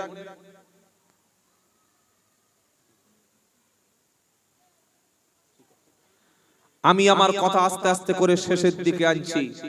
এই যে জামিয়া ইসলামিয়া সিনিয়র মাদ্রাসা, এটা আল্লাহর পক্ষ থেকে এলাকার জন্য একটা বিশেষ রহমত। বলুন সুবহানাল্লাহ, বলুন সুবহানাল্লাহ। এখানে আমাদের মাথার তাজেরা, আমাদের ওস্তাদ, আমাদের শিক্ষক বৃন্দরা এখানে আছেন। তারা অনেক জ্ঞানী মানুষ। আপনাদের অনুরোধ করে বলে যাচ্ছি, তারা টার্গেট বানিয়ে ফেলেছে মাদ্রাসাগুলি। বর্তমান খারেজি মাদ্রাসাগুলি তাদের টার্গেট। কেন? আলেম তৈরির যে কারখানা, এইটা বন্ধ করে দিলে মুসলমানদের ঈমান ধ্বংস করা যাবে। মুসলমানদের ঈমান ধ্বংস করা যাবে। আলেম না থাকলে আপনাকে কেউ সুদ হারাম বলবে না। আলেম যেদিন সব মারা যাবে, জেনা ব্যভিচার করো না কেউ বক্তব্য করবে না। যেদিন আর একজন আলেম থাকবে না, ভাই মদ খেও না, চুরি করো না, নাপাক থেকো না, বাপ মার খেদমত করো, এই কথা ডাক্তার, মাস্টার, ইঞ্জিনিয়ার, প্রফেসর কোনোদিন আপনাকে অ্যাডভাইস করবে না। তাই মুসলমানদের ঈমান শেষ করতে পারলে তারা তাদের মিশন ভিশন সাকসেস হবে। সেজন্য জীবনের সবটুকু রক্ত দিয়ে, জীবনের সবটুকু সম্পদ দিয়ে মাদ্রাসা আর মসজিদ আমরা রক্ষা করব। বলুন ইনশাআল্লাহ। এত আস্তে বললেন কেন? জোরে বলুন ইনশাআল্লাহ। আপনারা যদি গোলাম হয়ে যান, দাস হয়ে যান, তাহলে বেঁচে থাকতে পারবেন না। বাঁচতে হলে 1 ঘন্টা বাঁচুন, বীরের মতো বাঁচুন, কাপুরুষের মতো 300 বছর, 200 বছর, 700 বছর বেঁচে থাকার কোনো লাভ নাই। তাই বাবাজিরা, আল্লাহওয়ালা ভাইয়েরা, আপনারা জ্ঞানী গুণী মানুষ, দিনদার মানুষ, কোন পরিস্থিতি আমাদের বুঝতে পেরেছেন। খুব সাবধানে থাকবেন, ঐক্যের সঙ্গে থাকবেন। অন্তত মুসলিম মহল্লার মধ্যে ভাই ভাইয়ের মধ্যে কোন রকমের শত্রুতা, হিংস্রতা, পরস্পর বিদ্বেষ রাখবেন না। নিজেদের মধ্যে সামান্য সামান্য বিষয়গুলো নিয়ে ঝগড়াঝাটি করবেন না। নিজেদের মধ্যে রাজনৈতিক খুনোখুনি বন্ধ করুন। সামনে নির্বাচন আসছে, জানি না কত মুসলমানকে শহীদ করে, হত্যা করে জাহান্নামে চলে যাবে। কেন আজকের এই অবস্থা? পরিসংখ্যান দেখেছেন? পশ্চিম বাংলায় মুসলমানদের মাধ্যমিক পাশের সংখ্যা কত পার্সেন্ট জানা আছে বাবা? 10%। কত পার্সেন্ট বললাম? মাধ্যমিক মুসলিম সংখ্যা পশ্চিম বাংলায় 10, 100-র মধ্যে 10 ভাগ। আর গ্রাজুয়েট, বিএ, অনার্স মাত্র 3 থেকে 4 ভাগ। আপনি ভেবেছেন আমাদের জায়গাটা কোন জায়গায় পৌঁছে গেছি? তাহলে আমাদের এখন যেটা প্রয়োজন সেটা হচ্ছে শিক্ষা দরকার, প্রত্যেকের মধ্যে সচেতনতা দরকার এবং ঈমান দরকার। কোন কি দরকার বলেন? ঈমান। ঈমান কি জিনিস? এক আল্লাহর উপরে ঈমান এনেছি, রাসূলকে নেতা বলে মেনে নিয়েছি, আর আল্লাহকে রব বলে মেনে নিয়েছি। ওই আল্লাহর হুকুমে, আল্লাহর হুকুম মতো, রাসূলের তরিকা মতো জীবন যাপন করব। জোরে বলুন, জোরে বলুন ইনশাআল্লাহ। আল্লাহর হুকুমের সামনে, রাসূলের তরিকার উপরে যারা চলতে পারে, আল্লাহ বলছেন আমি আল্লাহ কিয়ামতে ওদেরকে জান্নাতি বানাবো। জোরে হবে না? আরো জোরে হবে না? আমি যুবকদের পায়ে ধরে বলছি, ভাই আজকের মসজিদগুলো বন্ধ হয়ে যাচ্ছে। মসজিদে এসো তোমরা। দিনে 5 বার না আসতে পারো, জোহরে তো অন্তত নামাজটা পড়তে পারো। দিনে 3 বার না আসতে পারো, ঈশার নামাজটা তো মসজিদে পড়তে পারো। তুমি অন্তত জুমার নামাজটা তো পড়তে পারো। তুমি যুবক মানুষ, মোবাইলে সারাদিন ইউটিউব, ফেসবুক, গেমের মধ্যে আসক্ত হয়ে গেছো, অ্যাডিক্টেড হয়ে গেছো। না ভাই, তুমি অল্প অল্প করে প্রতিদিন 10 মিনিট করে কোরআনটা শিখে নাও, 5টা মিনিট করে কোরআন পড়ো। আল্লাহর কসম, আমি আব্দুল্লাহ জুবায়ের বলছি, যদি তুমি কোরআন পড়ো, যদি তুমি নামাজ পড়ো, যদি তুমি ভালোভাবে চলো, আল্লাহ ওয়াদা করেছেন, আমি আল্লাহ ওয়াদা করছি, খোদা ভীরু মুত্তাকি পরেজগারদের হাতে আমি আল্লাহ আমার রাষ্ট্র ক্ষমতা তুলে দেব। বলুন সুবহানাল্লাহ। তোমরা বিজয়ী হবে। ওয়ালা তাহিনু ওয়ালা তাহজানু ওয়া আনতুমুল আলাউনা ইন কুনতুম মুমিনিন। আজকের মতো আয়াত আর আয়াত এই পর্যন্ত পড়বো না, এটাই শেষ আয়াত পড়লাম। আল্লাহ বলছেন শোনো, তোমরা বিজয়ী হবে, তোমরা জয়ী হবে, তোমরা টেনশন করো না, চিন্তিত হয়েও না, যদি তোমরা মুমিন হতে পারো। বলুন নারাই তাকবীর, নারাই তাকবীর, নারাই তাকবীর।